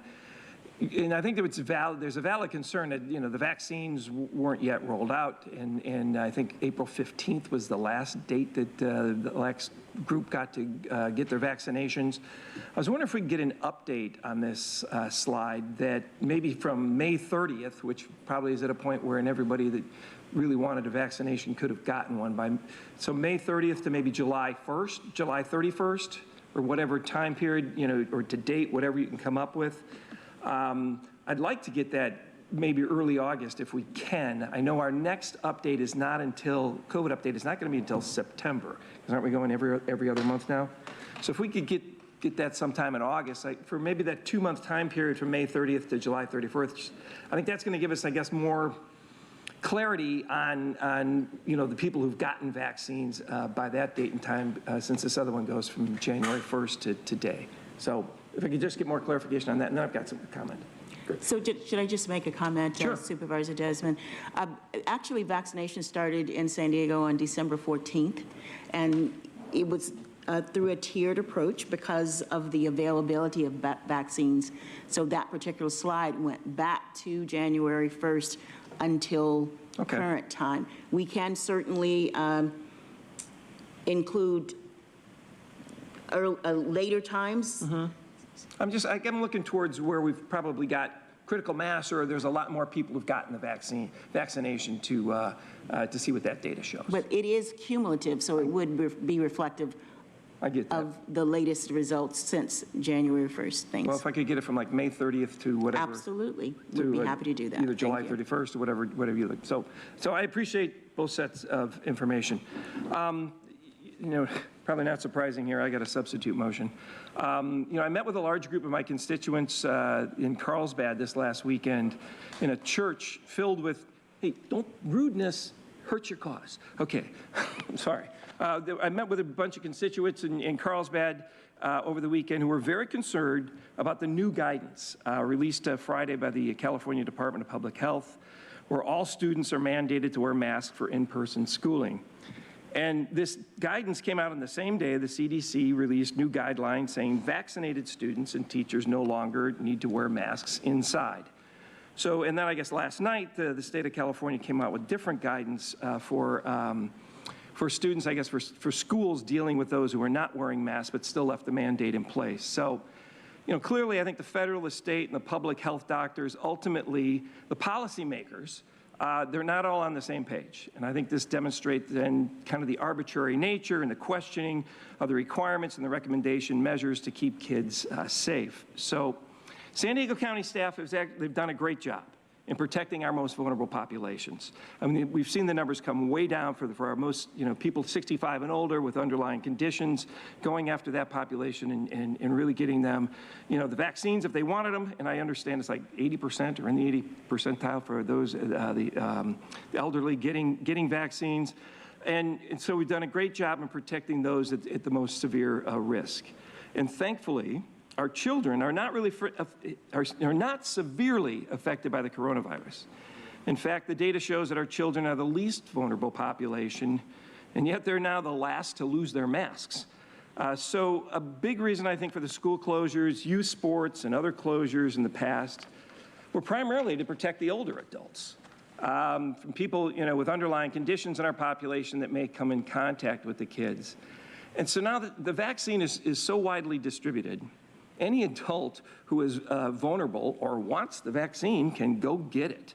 And if they want one, they should have it by now. And even teachers, they have the choice of wearing a mask or a vaccine. And somebody stated earlier, you know, that parents and adults should protect children. Children shouldn't be used to protect adults. So there's still a level of fear and anxiety associated with wearing masks. Kids are still learning to speak, read, and write, and have a harder time understanding teachers and others through masks. I still do. Masks are uncomfortable. I saw a video of some kid after he took after recess. He was all sweaty, and they had to put this mask on. It was sticking to his face. So for long periods of times, I think it can really be a distraction. So in the name of caring, in the same way that we've cared for the most vulnerable, let's also prioritize the growth and well-being of our kids and let them attend school without masks. I understand we don't have the authority over the state or over the schools, but I think we need to do the right thing for our kids. I'm elected to represent the citizens of my district, and their requests are, and I believe with them, I think they're right, of not having the kids mandatorily wear masks in school. So I'll make a substitute motion, accept recommendations 1, 2, and 3 as written, and then ask to direct the CAO to draft a letter to send to the governor on behalf of the board to urge him to reconsider the mask mandate for our kids in school and instead leave it to each of the children's parents to decide if they want to wear a mask to school or not. There's no motion on the floor, so that wouldn't be a substitute motion. That would just be a motion. No, there was a motion and a second. Oh, okay. My apologies. We have a substitute motion. Is there a second? I'll second it. All right. We have a substitute motion by Supervisor Desmond to adopt recommendations 1 through 4, adding directing the CAO to send a letter to the governor, seconded by Supervisor Anderson. Let's vote.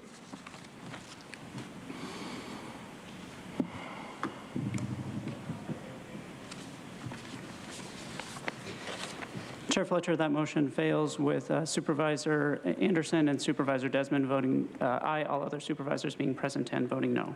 We're going to return to the original motion that's on the table. Supervisor Anderson, we'll go to you. I just have a quick question. I know that we're doing an awful lot of outreach. There are folks in my district, immigrants of Middle Eastern descent that don't speak English. And I was wondering how our outreach is going to them, because I think that people should have a choice if they want to opt in and get vaccinated or not vaccinated. But how's that going in our outreach in a multicultural East County? Supervisor Anderson, I'll respond to that. Long ago, we, in the fall actually, developed some affinity groups for T3, for testing, tracing, and treat. And we applied those same groups of vaccinations. And they were for our Latino community, African-American community, our Middle Eastern community, and our refugee community, keeping an eye closely to East County with a large Middle Eastern community. So we have been using community-based organizations, neighbor helping neighbor, going out and doing that outreach, not just particularly in East County, but also in City Heights, where we have some other Middle Eastern community and other parts of the county. Sure. So that effort has not stopped. We've doubled down and continued that. In fact, in today's item today here, we're expanding more of our community health outreach. We've also been targeting now, based on the data, going more into the zip codes of where we've been hearing where there's maybe more need. And so we're fine-tuning, if you will, that outreach and continuing to work with community-based organizations in that effort. Thank you very much. Nick, while you're on that outreach efforts, can you maybe, so we'll circle back to Vice Chair Vargas's comments earlier about the Latino community and other efforts and comment. Thank you, Chair and Vice Chair. Very important. Look, we have 65% of North Coastal vaccinated, 66% North Inland vaccinated. But when you then look, and that's about a week ago, when you look at then within that areas, there's pockets that are not reaching that number. And along the 78 corridor, that was an issue for us in focus, and we had our vaccination sites. It's the same thing we're doing now, as I mentioned, for East County, going further with our groups. Today's action, if approved by your board, actually supports the South Bay Community Services that is working with very well-known nonprofit organizations in North County, focusing on Latino community. We did very well with our field workers.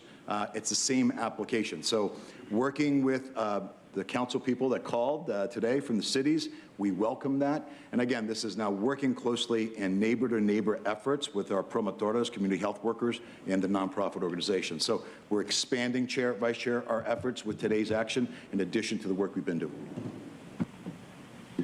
Great. Supervisor Austin-Reamer. Hi, thank you. I actually just want to take a moment to address my colleague, Supervisor Desmond's motion. I do think it's worth noting and having a bit of a conversation about this question about mask mandates for students. I'm going to start crying. Sorry. As you all know, or as most of you know, my daughter has a significant developmental delay. And not being able to see people's mouths is potentially a cause, an exacerbating factor in her not being able to learn how to talk. So it's something I've thought a lot about, because there are definitely negative consequences, but at the end of the day, there's a balancing. And so you have to think about, if you have kids going to school and they're potentially spreading COVID, and then they take it home to immunocompromised people, there's not, I don't think, in my view, like a right political answer. I think we have to just trust in our medical leads in Sacramento to do the right thing, because it is a negative consequence on both sides. I know I'm struggling with this personally, that she can't see people's mouths and she's not learning to talk. But I also would feel so terrible if she got COVID or transmitted COVID and took it home and someone died. And so I think my view is we're really close to having vaccines that are going to be available for kids who are at least 2 to 12. It's going to happen really soon. And if on the weighing and the balancing on sort of the risks of death in people's families versus the challenges that this poses to individual kids, I think I have to come down on not what's good for my own daughter, but what's good for the collective, what's good for all of us, what's good for everyone. Sorry, I'm crying. I just think this has gotten politicized in a way that's like really unhealthy and like unhelpful. And there isn't like a clear right or wrong. Like there's a balancing where there's winners and losers, and we sort of all have to think, how do we come together for the best of the community, even though it might mean that there's some sacrifices for people individually along the way. And I think that this is what this is all about, is like, how do we do what's right for everyone and not just focus on what's good for ourselves. And so I think when I think about the problem with the idea that people can just choose whether or not to wear a mask, it means that other people don't have a choice as to whether they're exposed to someone else's risks. And people don't have the choice as to whether they're exposed to potentially dying. And I think that's not fair to impose on other people that risk and not give them that choice as to whether their own health and safety of their own family is compromised. So I've thought a lot about this. I'm like, well, what could we do? Could we have like 2 classrooms where people who are vaccinated are and people who are not vaccinated are? I mean, I don't know the answer, but it's not about one group is imposing on the other. It's about like a conflicting interests, and I personally have to come down on the side of like, we make sacrifices in times of challenges for the community and the collective. So that is what I wanted to say. Thank you. Thank you, Supervisor Lawson-Remer. Could I just briefly? Sure. And I appreciate, Supervisor Lawson-Remer, and I respect and understand your position, and we all agree with balance. You got your finger on one side of the scale, I got mine on the other. And hopefully we come to some sort of resolutions that make sense for everybody. And it's about risk management and vulnerability. I mean, if you look how many people we got sitting next to each other in the room, and we don't know who's vaccinated and who's not. So I appreciate your willing to converse on it and speak truthfully, and I respect your opinion. I just disagree on the other side, and that's why there's 5 of us, and I appreciate your comments. Thank you. Thank you. And I think there is great hope that that vaccine will become available for the younger folks before most schools resume in the fall, which could obviously impact a lot of the guidance that's out there and a lot of the situation we're in. So thank you for that. Dr. Wooten, thank you for all of your work throughout COVID. Your board appreciates everything that you've done getting us through this very difficult period. And Supervisor, when you get that data broken out by date, I think what you're going to see is it's 99% of COVID deaths, 99% of COVID hospitalizations, 99% of cases at any time frame after we had the vaccine will be in those unvaccinated. I asked similar questions and pulled data for a range of options, and I know they'll get that to you today.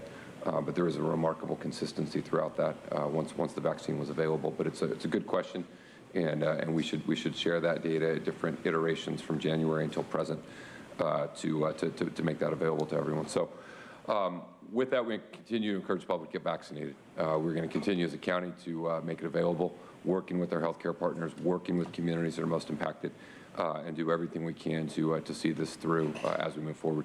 We have a motion by Vice Chair Vargas, seconded by Supervisor Lawson-Remer to adopt recommendations 1 through 4. Not seeing any additional comments, please vote.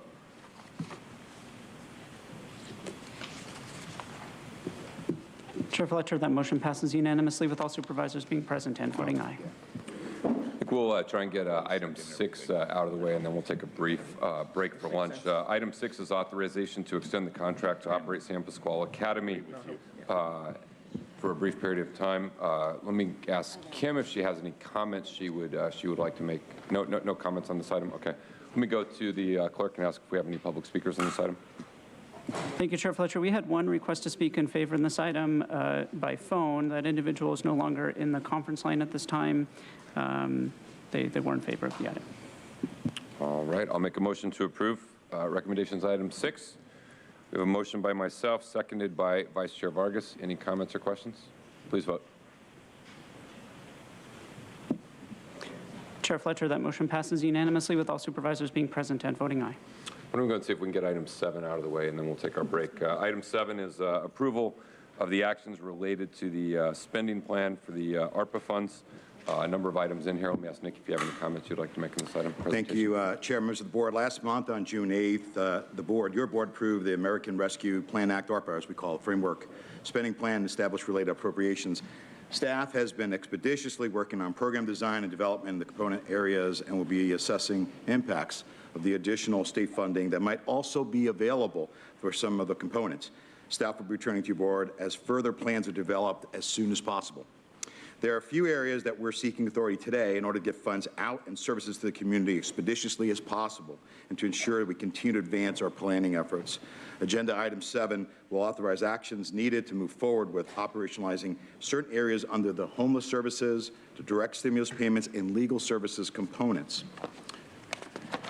Now, the recommendations in the board letter request action in 3 of the 12 ARPA framework components, and as you'll see outlined in the red on the table above, the 3 are addressing today fall under the homeless services, the direct stimulus, and legal. We have a slide in each of these areas, and we'll be presented by each department for a quick overview, and I'll turn it over to Marco Medved, Director of Department of General Services, to discuss recommendations 1A and 1B. Marco. Thank you, Nick. Recommendation 1 pertains to the housing and shelter portion of the homeless services component. Recommendations 1A and B seek to accelerate efforts to identify property appropriate for establishing housing and services for people experiencing or at risk of homelessness. Today's actions would give the Department of General Services authority to work on identifying suitable sites throughout the entire county that might be used for a range of housing and homeless solutions fitting under the ARPA framework.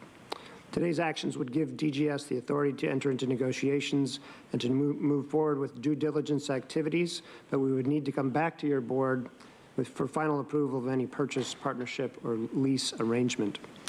The fiscal impact of recommendations 1A and B covers estimated costs for DGS staff time, council time, and costs of due diligence and negotiation activities.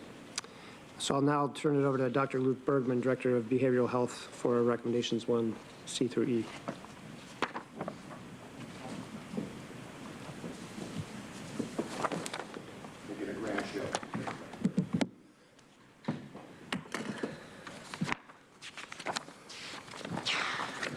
Good afternoon. And thank you, Marco.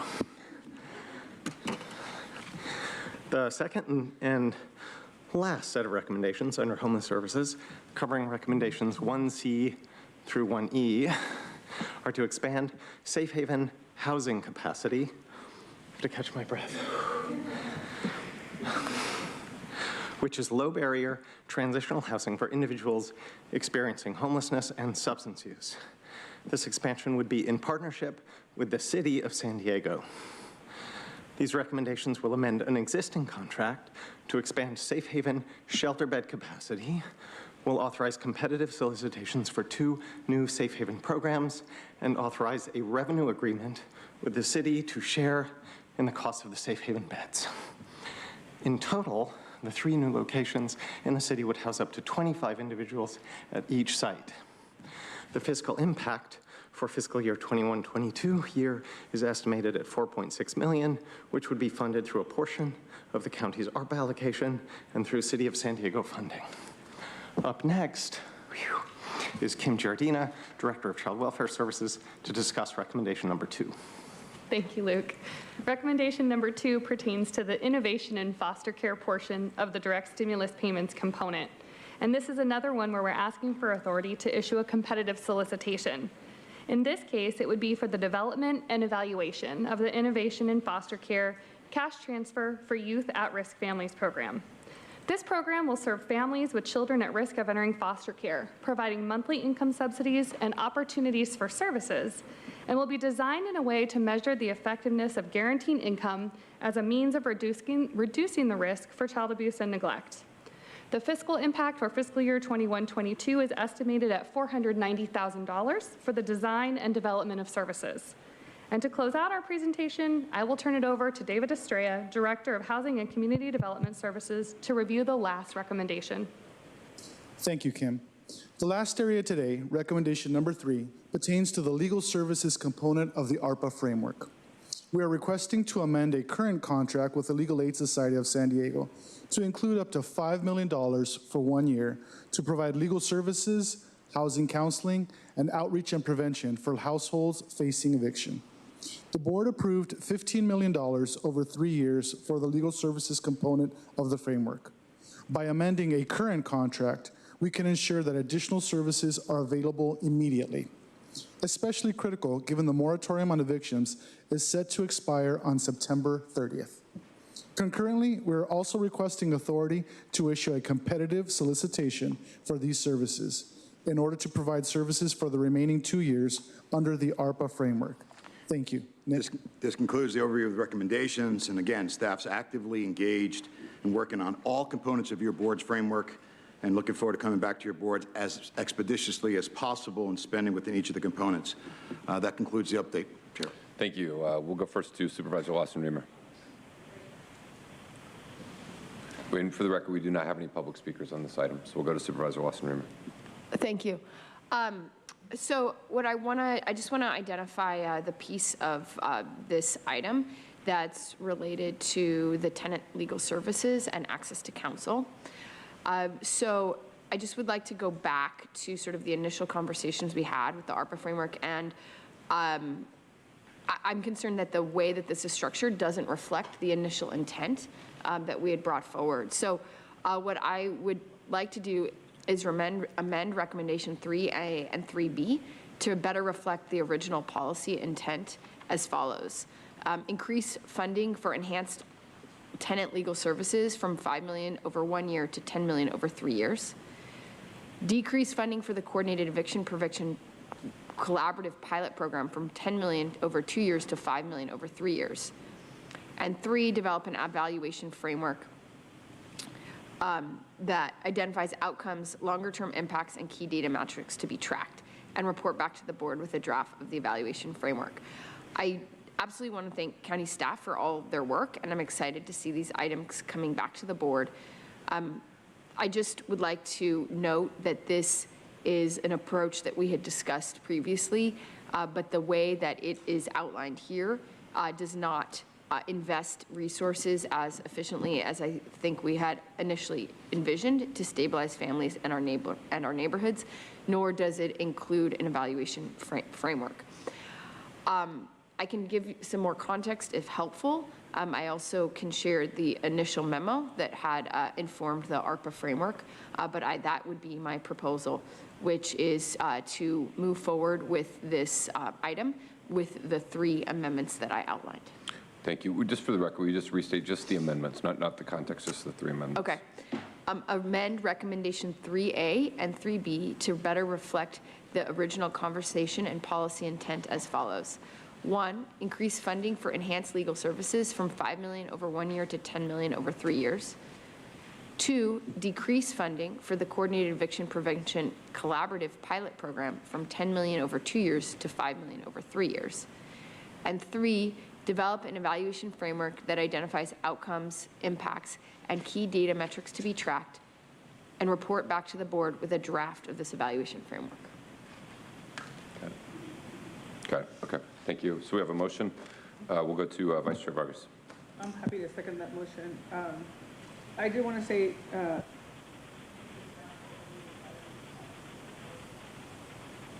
there you go.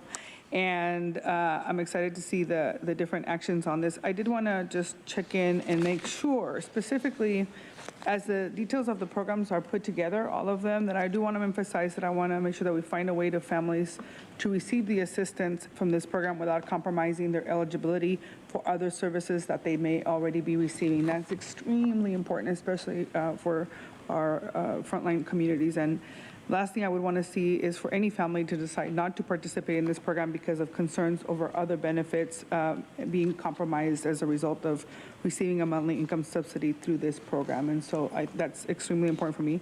And so I'm looking forward to the final details of the different programs and eligibility criteria upon it being finalized. And then, as noted earlier, the county has an important role in supporting our most vulnerable community members. With the actions proposed today, we're investing in housing options with wraparound services throughout the homeless services component of the ARPA funding. So I'm looking forward to that partnership with the City of San Diego and increasing the bed capacity. And then, as I mentioned, I am happy to support Supervisor Lawson-Remer's amendments. And again, I want to stress the importance of these services also be open to our undocumented community members that are also at risk for eviction, and making sure that we use our promotora models to ensure that residents are receiving understanding the information that they need in language as well. So this really holistic way of using ARPA funds to make sure that our communities that need it the most and deserve to have these resources are available to them. So with that, I make a second to that motion, accepting the recommendations by Supervisor Lawson. Wonderful, thank you. Supervisor Desmond. Thank you, Mr. Chair. I don't quite understand, I guess, the changes. And does it have is it different from what we voted on when we approved ARPA from the original? I guess I don't know enough. I'm thinking of just abstaining because I don't know if it's good or bad, or I don't understand it is what I'm saying. So, or I don't know the ramifications of it, just hearing it here in the dais. I think it's consistent with the buckets that we approved, but let me let Supervisor. Yeah, there's no change in any of the buckets. It's actually just within the bucket on the tenant eviction protection legal services. When we had initially discussed this item, the idea was that we would have $5 million for an eviction protection collaborative over 3 years and $10 million for legal services over 3 years.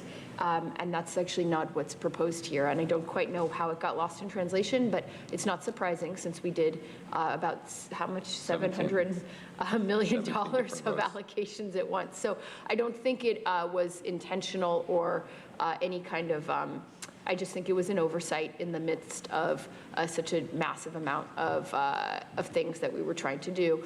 I think the major point is that in speaking to community groups who have been really active on this front, they wanted, that was the allocation of resources that they thought would be most helpful in terms of more 10 million for the legal services and less 5 million for the eviction collaborative. And secondly, that it was over 3 years instead of 2 years. And third of all, that these are separate contracts. These are sort of like fundamentally different entities that do eviction collaborative versus legal services, but the way that it's structured here is collapsed. So it's quite technical, to be honest. It is, yes. Yes, it is. Do you agree? I guess Helen, is that, I can't remember all this stuff, so is that pretty? Yeah, I think all she's doing is she's moving the 10 million into the first section instead of the second section of this. All right. So it still falls within the 15 million, and it's still giving the appropriate authority for David to help promote the most needed for the eviction. We're juggling millions, I just want to understand it. Yeah, and we're still within the 15 million. That was my concern. And then the evaluation piece of that will also be part of that 15 million. So that was a little bit confusing, and I just want to make sure that that's clear. So that will be part of that second piece of your recommendation. And also just the legal aid has traditionally, who's the contract, has traditionally done those kinds of evaluations. So it's sort of within a bucket that exists already. Good. Supervisor Anderson. Well, I'm much like Jim. I'm trying to get my arms around it because there was a lot of moving parts. But I agree and I understand what you're doing. How does this or does this impact rental assistance? You know, now that we've seen the states come back and said, look, everybody that gets the 80% gets an automatic 20% on top of it. I'm thinking that I want to make sure that we're getting that message out as quickly as possible so that people that perhaps are in dire shape don't become homeless and that we're getting the money that's allocated. Is any part of this money going to be used towards that goal to notify folks or let them know that these... Not as currently structured. I mean, in terms of what's in this package, I wasn't changing anything around the intent. I was just reshuffling how much goes in each bucket. So looking at what's here, I mean, it basically is an eviction protection collaborative. It creates like a lot of tools. And then the legal assistance is direct legal representation. My understanding is this, by the time this is all stood up, our rental assistance program is probably, but mostly done. And so there's sort of a temporal problem in terms of one thing finishing before the other thing starts. And I think just before you go on to your next point, Supervisor Anderson, Supervisor Lawson-Remer is kind of moving dollar amounts in a bucket within programs within a bucket, but maybe David, you can speak to because your question is more about the overall program than the dollar amount in each one, so maybe you can address the supervisor's question around that. Thank you for your question, Supervisor. So fundamentally, the Emergency Rental Assistance Program, at this point, the county has issued $70 million worth of assistance.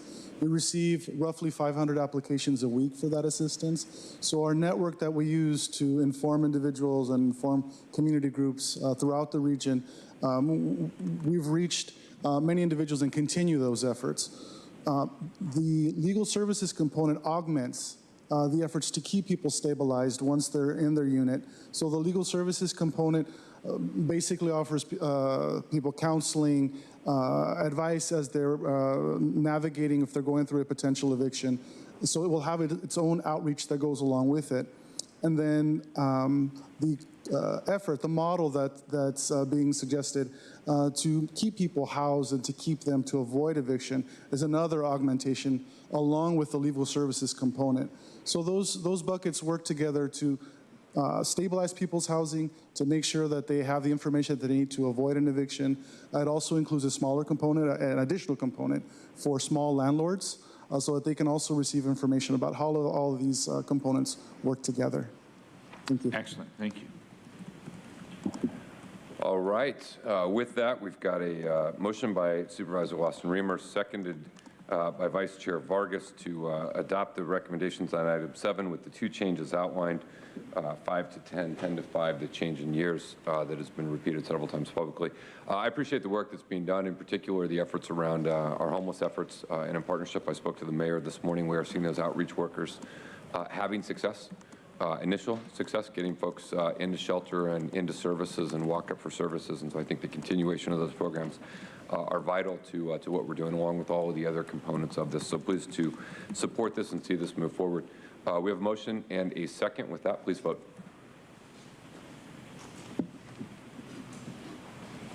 Chair Fletcher, that motion passes unanimously with all supervisors being present and voting aye. It is 12:39. We're going to recess until just about 1 o'clock. We will reconvene 1:05, right around there. I'll say 1:05. We will come back and take up our remaining 10 agenda items. How about 1:15? 1:15? Okay, Yeah, we'll recess for Supervisor Desmond at 1:15. Thank you.